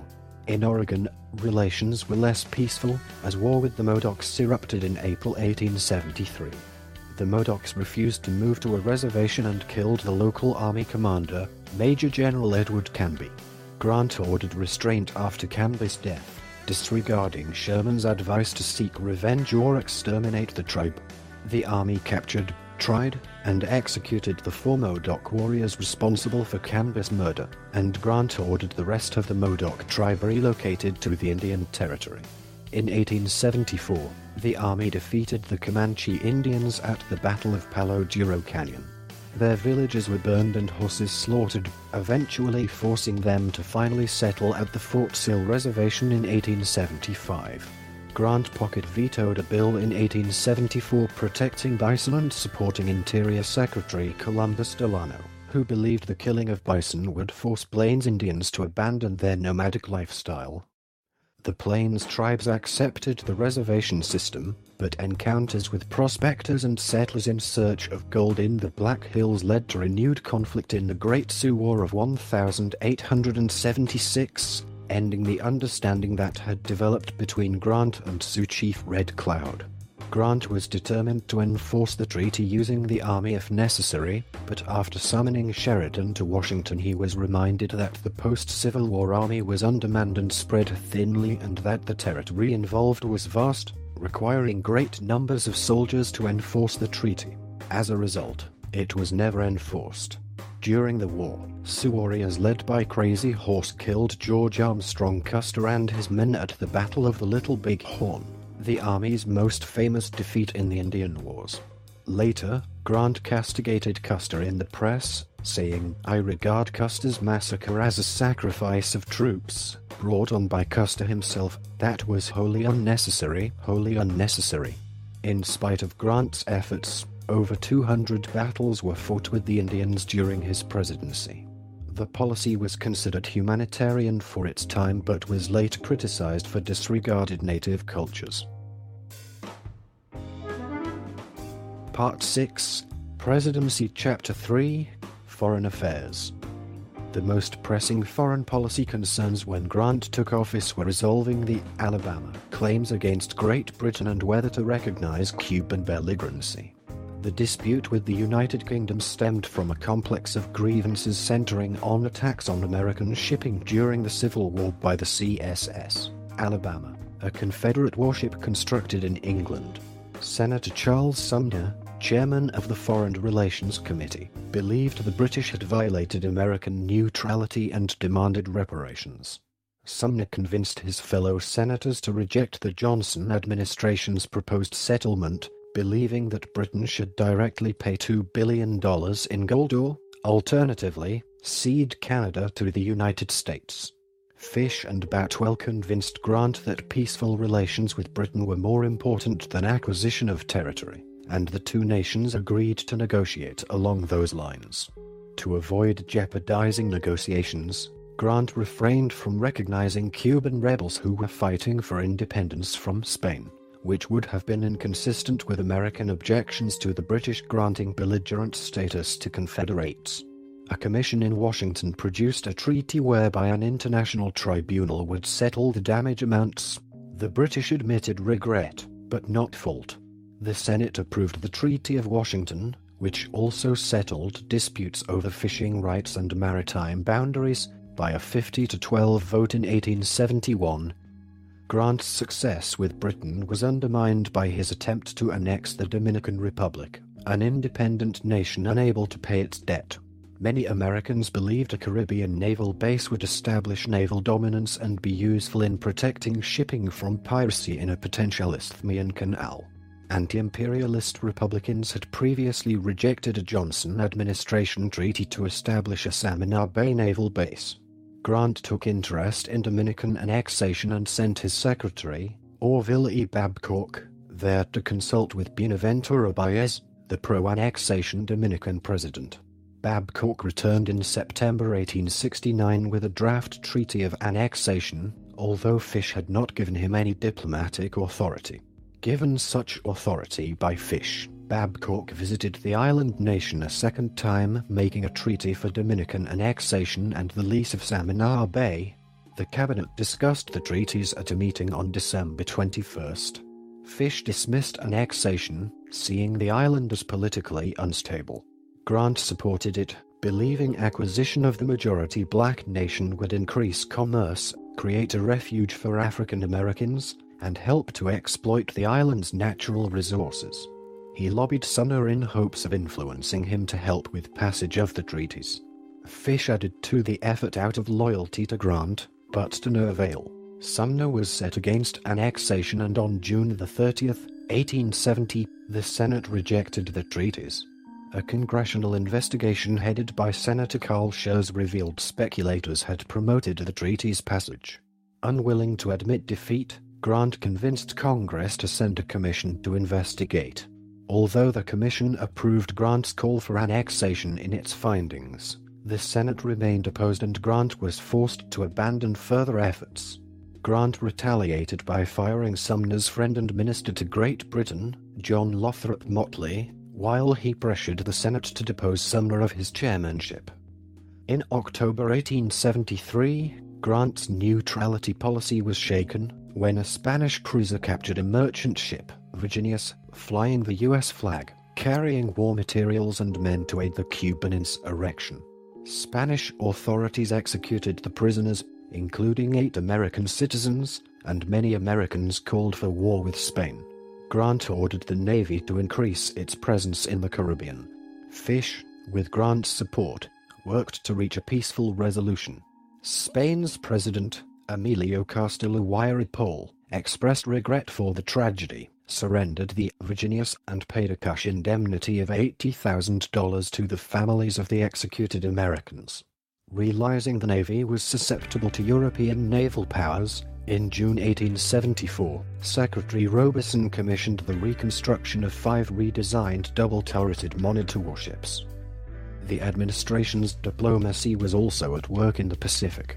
In December 1874, Grant held a state dinner at the White House for the King of Hawaii, David Kalakaua, who was seeking duty-free sugar importation to the U.S. Grant and Fish secured a free trade treaty in 1875 with the Kingdom of Hawaii, incorporating the Pacific Islands' sugar industry into the United States economic sphere. Part 6, Presidency Chapter 4, Gold Standard and the Gold Ring. Soon after taking office, Grant took steps to return the nation's currency to a more secure footing. During the Civil War, Congress had authorized the Treasury to issue banknotes that, unlike the rest of the currency, were not backed by gold or silver. The greenback notes, as they were known, were necessary to pay the unprecedented war debts, but they also caused inflation and forced gold-backed money out of circulation. Grant determined to return the national economy to pre-war monetary standards. On March 18th, Grant signed into law the Public Credit Act of 1869 that guaranteed bondholders would be repaid in coin or its equivalent, while greenbacks would gradually be redeemed by the Treasury and replaced by notes backed by specie. The act committed the government to full return of the gold standard within 10 years. To strengthen the dollar, Treasury Secretary George S. Boutwell, backed by Grant, sold gold from the Treasury bi-weekly and bought back high-interest Treasury bonds issued during the war. This had the effect of reducing the deficit, but deflating the currency. By September 1st, Boutwell had reduced the national debt by $50 million. The efforts undertook to control the gold market and help the national economy set the stage for a major financial scandal. Jay Gould, a Wall Street trader and railroad magnate, and financier Jim Fisk, seeking to drive up the gold price, enlisted the help of another speculator, Abel Corbin, Grant's brother-in-law, who used his connection with the president to get inside information. The collaborators were later known as the Gold Ring. Corbin and Gould lobbied for and convinced Grant to appoint Gould's associate, Daniel Butterfield, as assistant treasurer, allowing Butterfield to gather information for the ring. Meanwhile, Gould and Fisk quietly stockpiled gold. Gould convinced Corbin that a high gold price would be good for the nation's prosperity, and Corbin passed this theory on to Grant, who allowed the Treasury to act accordingly. After consulting in early September with Alexander Stewart, his erstwhile nominee for Treasury Secretary, Grant stopped the sale of gold, believing a higher gold price would help Western farmers. By mid-September, Grant warned Boutwell to be on his guard as the gold price continued to rise, while the conspirators bought ever more and the rising price affected the wider economy. Grant, seeing that the increase was unnatural, told Boutwell to sell gold, which reduced its price. Boutwell did so the next day, on September the 24th, 1869, later known as Black Friday. The sale of gold from the Treasury defeated Gould's scheme as the gold price plummeted, relieving the economic tension. This caused a mild recession, but by January 1870, the economy resumed its post-war recovery. Gould and Fisk managed to escape without much harm to themselves. A congressional investigation followed, chaired by James A. Garfield, and cleared Grant of wrongdoing, but excoriated Gould and Fisk for their manipulation of the gold market and Corbin for exploiting his personal connection to Grant.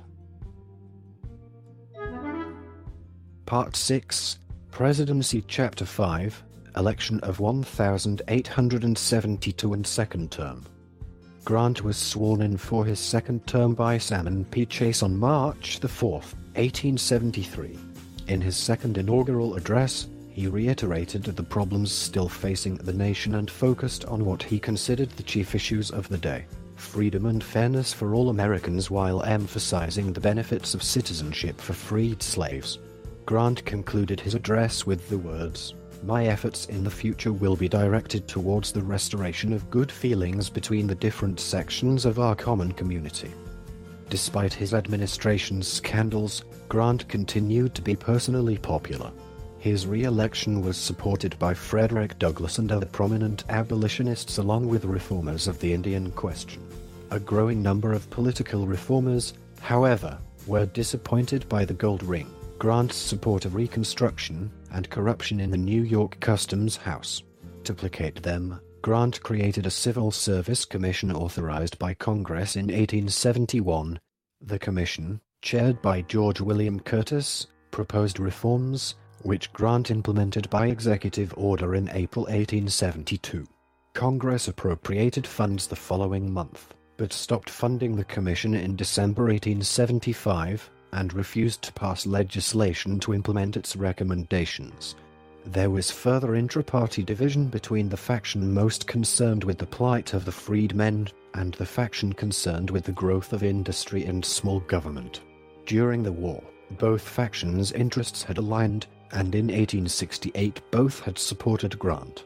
As the wartime coalition began to fray, Grant's alignment with the party's pro-Reconstruction elements alienated party leaders who favored an end to federal intervention in Southern racial issues. Many of that faction split from the party in 1872, calling themselves the Liberal Republican Party. Led by Charles Francis Adams of Massachusetts and Senator Carl Schurz of Missouri, they denounced the patronage system that Sumner, a liberal Republican sympathizer, called Grantism, opposed a strong federal government, and demanded amnesty for Confederate soldiers. The liberal Republicans distrusted black suffrage and demanded literacy tests for voting while opposing federal enforcement of equal voting rights in the South. They nominated Horace Greeley, a leading Republican newspaper editor and a fierce enemy of Grant. Democrats, seeking to benefit from anti-Grant sentiment, nominated Greeley as well. The opposition pushed the themes that Grant was a scandal-ridden crook and a drunkard. The regular Republican Party nominated Grant for re-election, with Senator Henry Wilson of Massachusetts replacing Colfax as the vice presidential nominee. Wilson, viewed as a practical reformer and civil rights advocate, was meant to strengthen the Republican ticket, but the credit mobilia bribery scandal was discovered right before the election, and implicating both Colfax and Wilson. But not Grant. To placate the burgeoning suffragist movement, the Republicans' platform included that women's rights should be treated with respectful consideration, while Grant advocated equal rights for all citizens. To the liberals' chagrin, Greeley made Grant's Southern policy, rather than reform, the main campaign issue. The fusion effort failed and Grant was easily re-elected. Liberal Republicans delivered few votes, and Greeley was only successful in areas the Democrats would have carried without him. Federal prosecution of the Klan, a strong economy, debt reduction, lowered tariffs, and tax reductions helped Grant defeat Greeley. Grant won 56% of the popular vote and an electoral college landslide of 286 to 66. A majority of African Americans in the South voted for Grant, while Democratic opposition remained mostly peaceful. Grant lost in 6 former slave states that wanted to see an end to Reconstruction. The day after his inauguration, Grant wrote a letter to Colfax expressing his faith and trust in Colfax's integrity and gave him approval to publish the letter, but the effort only served to compromise Grant's reputation. In 1873, Wilson suffered a stroke. Never fully recovering, he died in office on November 22, 1875. With Wilson's loss, Grant relied on Fisher's guidance more than ever. Part 6, Presidency Chapter 6, Panic of 1873 and Loss of Congress. Grant continued to work for a strong dollar, signing into law the Coinage Act of 1873, which effectively ended the legal basis for bimetallism. The use of both silver and gold as money. Establishing the gold standard in practice. The Coinage Act discontinued the standard silver dollar and established the gold dollar as the sole monetary standard. Because the gold supply did not increase as quickly as the population, the result was deflation. Silverites who wanted more money in circulation to raise prices farmers received denounced the move as the crime of 1873, claiming the deflation made debts more burdensome for farmers. Grant's second term saw renewed economic turmoil. In September 1873, J. Cook and Company, a New York brokerage house, collapsed after it failed to sell all of the bonds issued by J. Cook's Northern Pacific Railway. The collapse rippled through Wall Street, and other banks and brokerages that owned railroad stocks and bonds were also ruined. On September 20th, the New York Stock Exchange suspended trading for 10 days. Grant, who knew little about finance, traveled to New York to consult leading businessmen and bankers for advice on how to resolve the crisis, which became known as the Panic of 1873. Grant believed that, as with the collapse of the gold ring in 1869, the panic was merely an economic fluctuation that affected bankers and brokers. He instructed the Treasury to buy $10 million in government bonds, injecting cash into the system. The purchases curbed the panic on Wall Street, but an industrial depression, later called the Long Depression, nonetheless swept the nation. Many of the nation's railroads, 89 out of 364, went bankrupt. Congress hoped inflation would stimulate the economy and passed what became known as the Inflation Bill in 1874. Many farmers and workingmen favored the bill, which would have added $64 million in greenbacks to circulation, but some Eastern bankers opposed it because it would have weakened the dollar. Belknap, Williams, and Delano told Grant a veto would hurt Republicans in the November elections. Grant believed the bill would destroy the credit of the nation, and he vetoed it despite their objections. Grant's veto placed him in the conservative faction of the Republican Party and was the beginning of the party's commitment to a strong gold-backed dollar. Grant later pressured Congress for a bill to further strengthen the dollar by gradually reducing the number of greenbacks in circulation. When the Democrats gained a majority in the House after the 1874 elections, the lame duck Republican Congress did so before the Democrats took office. On January 14, 1875, Grant signed the Specie Payment Resumption Act into law, which required gradual reduction of the number of greenbacks allowed to circulate and declared that specie payment, that is, in gold or silver, would resume in 1879. Part 6, Presidency Chapter 7, Gilded Age Corruption and Reform. Grant was president during the Gilded Age, a time of massive industrial wealth, railroad speculation, and extravagance that fueled unethical behavior and influence in government offices. Although Grant was not personally involved in scandal, multiple corruption charges swept through his administration, clouding Grant's historical reputation. Grant was greatly trusting of men involved in speculation, particularly wealthy Gilded Age tycoons, loyally defending his corrupt cabinet or appointees whom he believed were innocent. Grant's failure was in his poor selection of cabinet officers and how he responded to their downfalls. Grant did not stop the guilty party's prosecutions and was often insistent about having them prosecuted.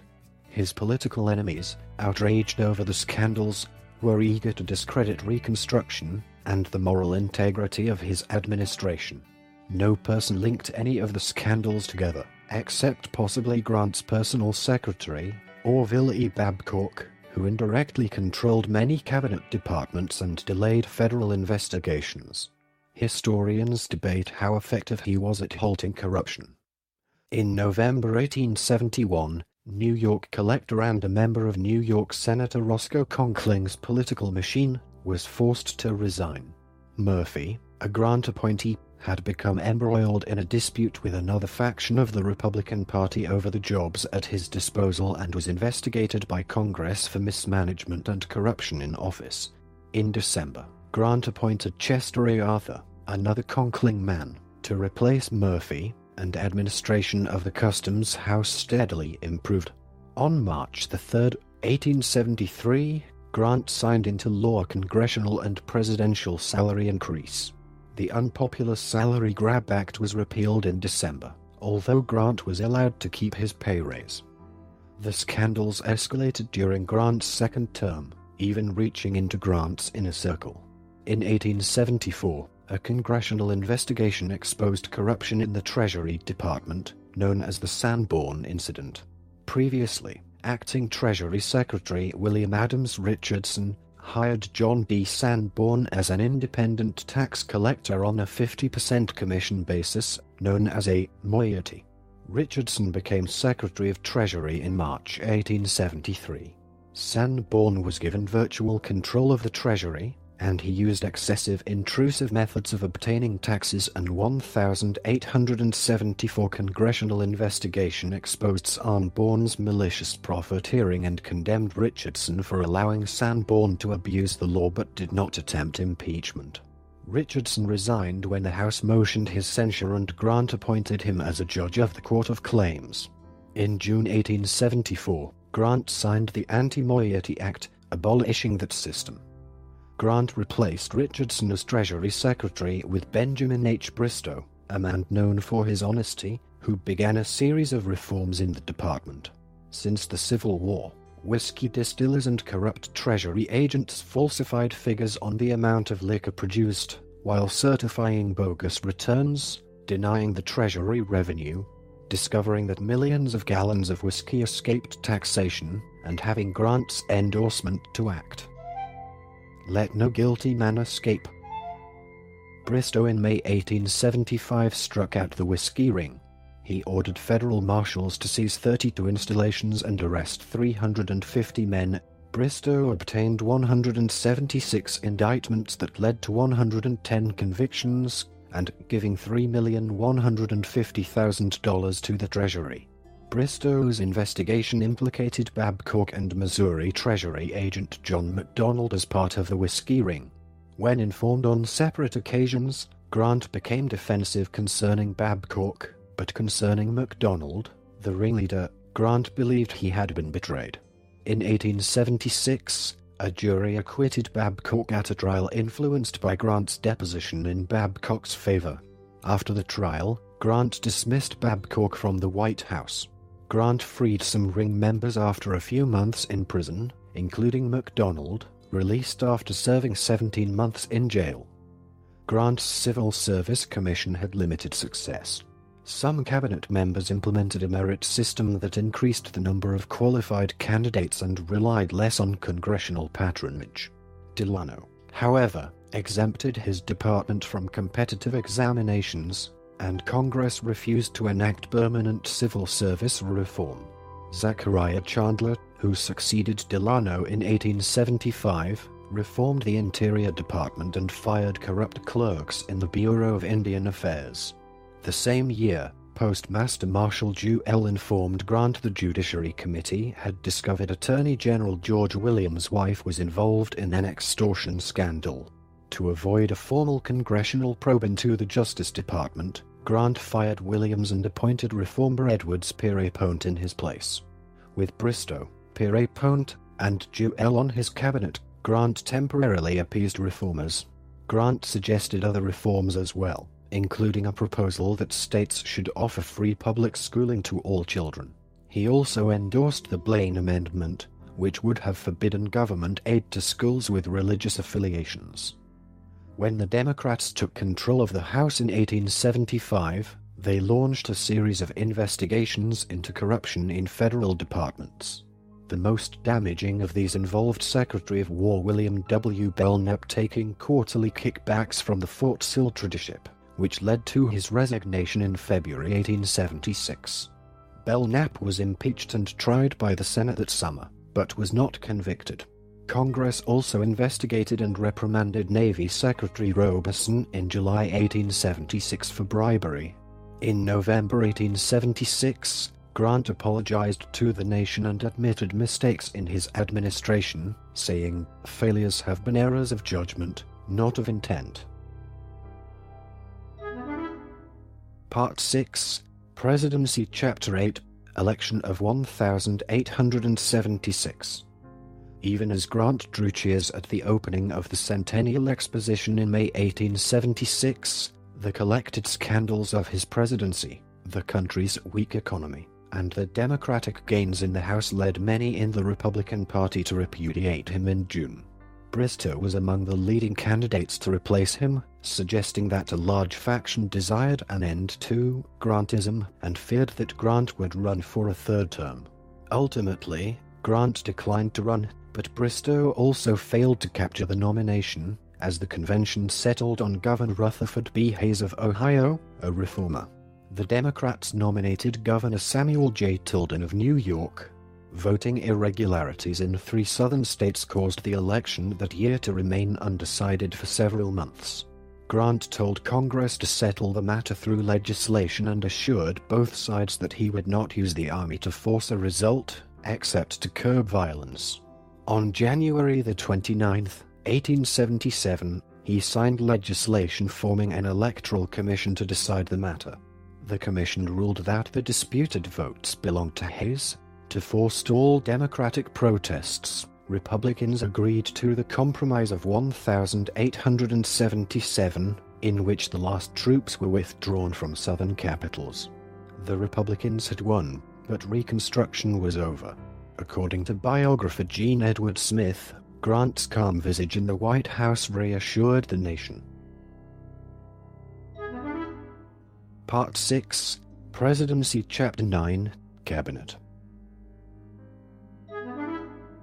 Part 7, Post-Presidency.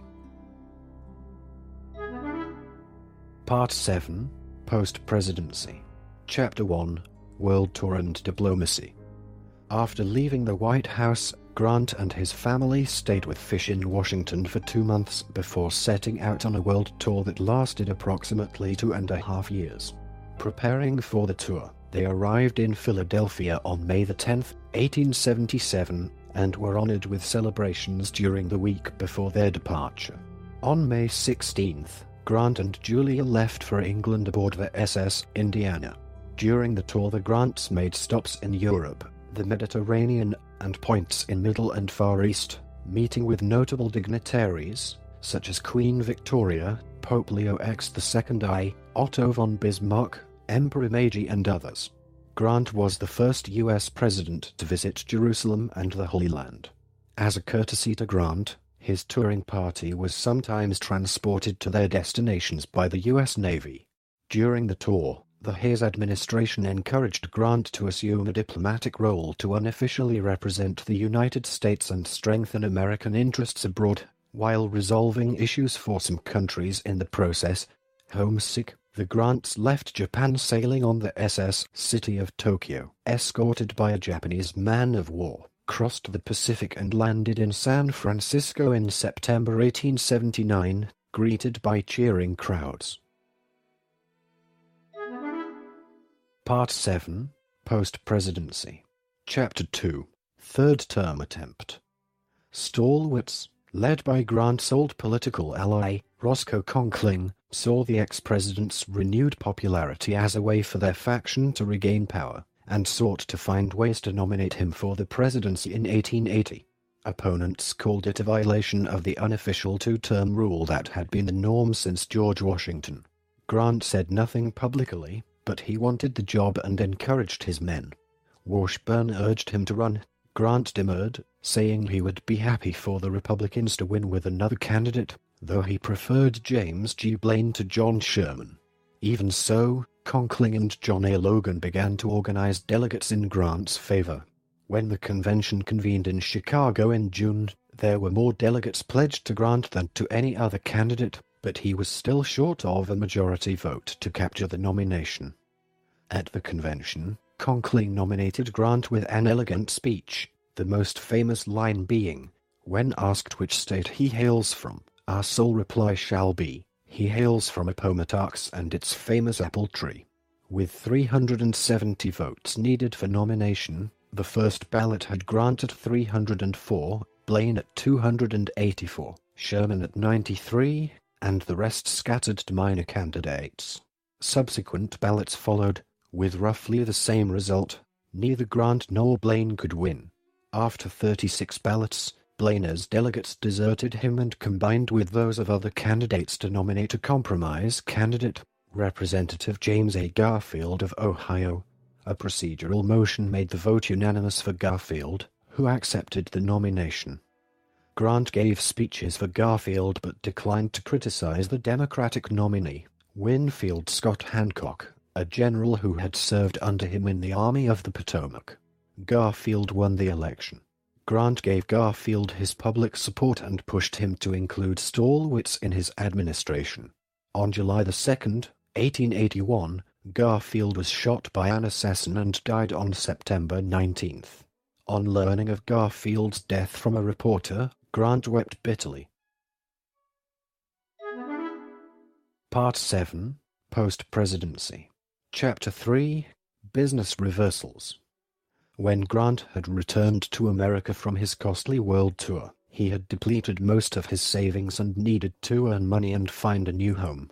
Wealthy friends bought him a home on Manhattan's Upper East Side, and to make an income, Grant, Jay Gould, and former Mexican Finance Secretary Marcius Romero chartered the Mexican Southern Railroad, with plans to build a railroad from Oaxaca to Mexico City. Grant urged Chester A. Arthur, who had succeeded Garfield as president in 1881, to negotiate a free trade treaty with Mexico. Arthur and the Mexican government agreed, but the United States Senate rejected the treaty in 1883. The railroad was similarly unsuccessful, falling into bankruptcy the following year. At the same time, Grant's son Ulysses Jr. had opened a Wall Street brokerage house with Ferdinand Ward. Ward was regarded as a rising star and the firm, Grant & Ward, was initially successful. In 1883, Grant joined the firm and invested $100,000 of his own money. To encourage investment, Ward paid investors abnormally high interest by pledging the company's securities on multiple loans in a process called rehypothecation. Ward, in collusion with banker James D. Fish, kept secret from bank examiners, retrieved the firm's securities from the company's bank vault. When the trades went bad, multiple loans came due, all backed up by the same collateral. Historians agree that Grant was likely unaware of Ward's intentions, but it is unclear how much Buck Grant knew. In May 1884, enough investments went bad to convince Ward that the firm would soon be bankrupt. Ward told Grant of the impending failure, but assured Grant that this was a temporary shortfall. Grant approached businessman William Henry Vanderbilt, who gave him a personal loan of $150,000. Grant invested the money in the firm, but it was not enough to save it from failure. Essentially penniless, but compelled by a sense of personal honor, he repaid what he could with his Civil War mementos and the sale or transfer of all other assets. Vanderbilt took title to Grant's home, although he allowed the Grants to continue to reside there, and pledged to donate the souvenirs to the federal government and insisted the debt had been paid in full. Grant was distraught over Ward's deception and asked privately how he could ever trust any human being again. In March 1885, as his health was failing, he testified against both Ward and Fish. Ward was convicted of fraud in October 1885, months after Grant's death, and served 6.5 years in prison. Part 7, Post-Presidency. Chapter 4, Memoirs, Pension, and Death. To restore his family's income and reputation, Grant wrote several articles on his Civil War campaigns for The Century magazine at $500 each. The articles were well received by critics, and the editor, Robert Underwood Johnson, suggested that Grant write a book of memoirs, as Sherman and others had done. Grant's articles would serve as the basis for several chapters. In the summer of 1884, Grant complained of a sore throat but put off seeing a doctor until late October when he learned it was cancer, possibly caused by his frequent cigar smoking. Grant chose not to reveal the seriousness of his condition to his wife, who soon found out from Grant's doctor. Before being diagnosed, Grant was invited to a Methodist service for Civil War veterans in Ocean Grove, New Jersey, on August 4, 1884, receiving a standing ovation from more than 10,000 veterans and others. It would be his last public appearance. In March of the following year, the New York Times announced that Grant was dying of cancer and a nationwide public concern for the former president began. Knowing of Grant and Julia's financial difficulties, Congress sought to honor him and restored him to the rank of General of the Army with full retirement pay. Grant's assumption of the presidency in 1869 had required that he resign his commission and forfeit his pension. Grant was nearly broke and worried constantly about leaving his wife a suitable amount of money to live on. Century magazine offered Grant a book contract with a 10% royalty, but Grant's friend Mark Twain, understanding how bad Grant's financial condition was, made him an offer for his memoirs which paid an unheard of 75% royalty. To provide for his family, Grant worked intensely on his memoirs at his home in New York City. His former staff member Adam Badeau assisted him with much of the research, while his son Frederick located documents and did much of the fact-checking. Because of the summer heat and humidity, his doctors recommended that he move upstate to a cottage at the top of Mount McGregor, offered by a family friend. Grant finished his memoir and died only a few days later. Grant's memoirs treat his early life and time in the Mexican-American War briefly and are inclusive of his life up to the end of the Civil War. The Personal Memoirs of Ulysses S. Grant was a critical and commercial success. Julia Grant received about $450,000 in royalties. Grant's successful autobiography pioneered a method for ex-presidents and veterans to earn money. The memoir has been highly regarded by the public, military historians, and literary critics. Grant portrayed himself in the persona of the honorable Western hero, whose strength lies in his honesty and straightforwardness. He candidly depicted his battles against both the Confederates and internal army foes. Twain called the memoirs a literary masterpiece. Given over a century of favorable literary analysis, reviewer Mark Perry states that the memoirs are the most significant work of American nonfiction. After a year-long struggle with cancer, surrounded by his family, Grant died at 8 o'clock in the morning in the Mount McGregor cottage on July 23, 1885, at the age of 63. Sheridan, then commanding general of the Army, ordered a day-long tribute to Grant on all military posts, and President Grover Cleveland ordered a 30-day nationwide period of mourning. After private services, the honor guard placed Grant's body on a special funeral train, which traveled to West Point and New York City. 250,000 people viewed it in the 2 days before the funeral. Tens of thousands of men, many of them veterans from the Grand Army of the Republic, marched with Grant's casket drawn by 24 black stallions to Riverside Park in the Morningside Heights neighborhood of Upper Manhattan.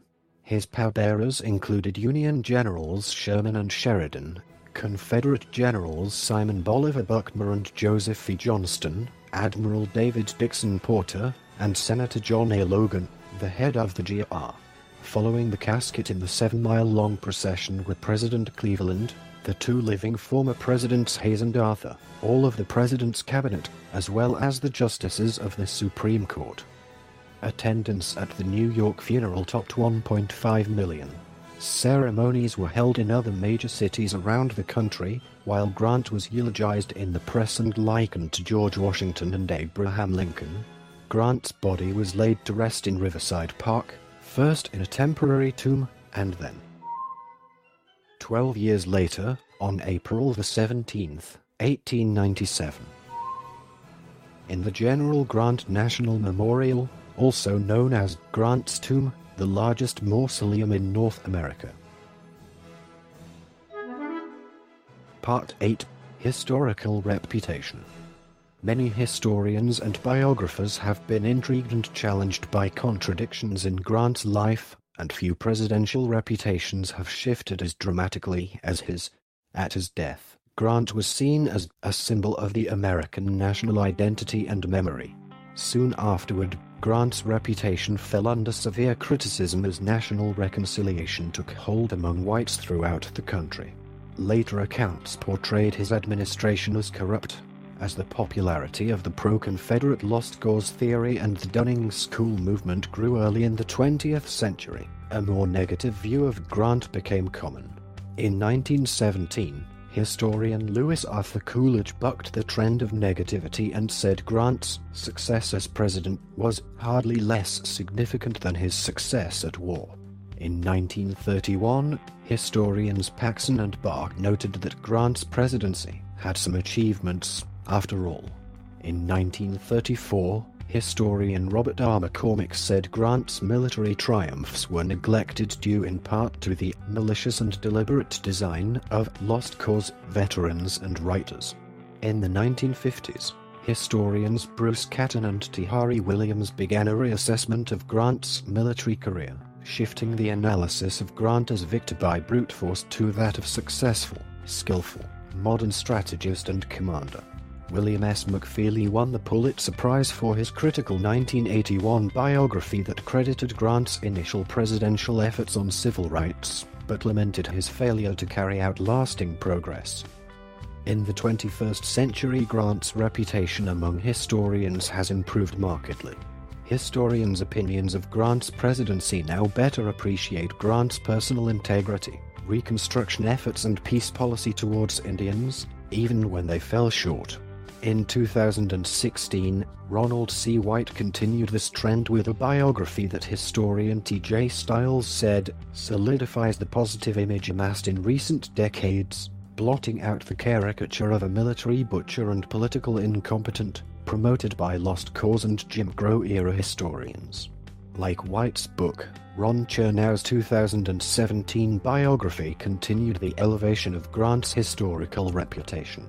In a 2017 book review, former U.S. President Bill Clinton offered praise for Grant's significant achievements at the end of the war and after.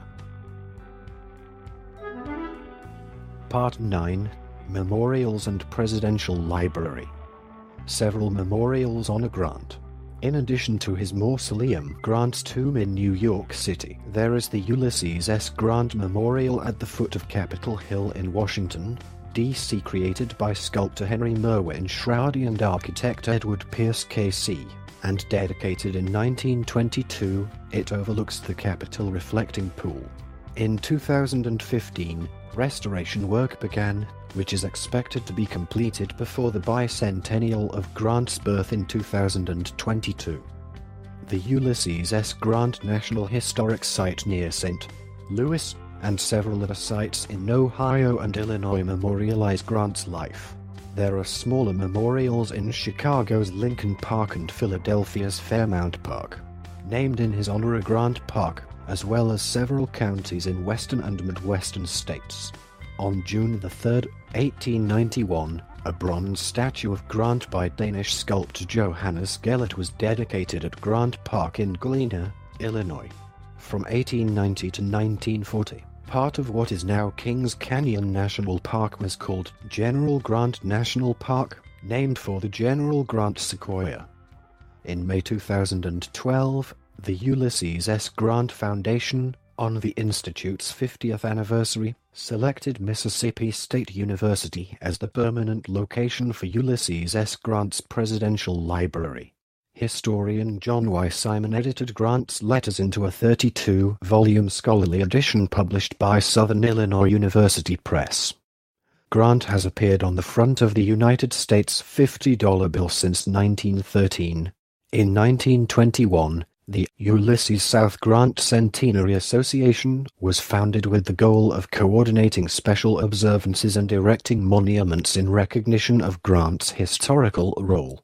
The venture was financed by the minting of 10,000 gold dollars, depicted below, and 250,000 half dollars. The coins were minted and issued in 1922, commemorating the 100th anniversary of Grant's birth. Grant has also appeared on several U.S. postage stamps, the first one issued in 1890, 5 years after his death. This recording is a derivative work from Wikipedia.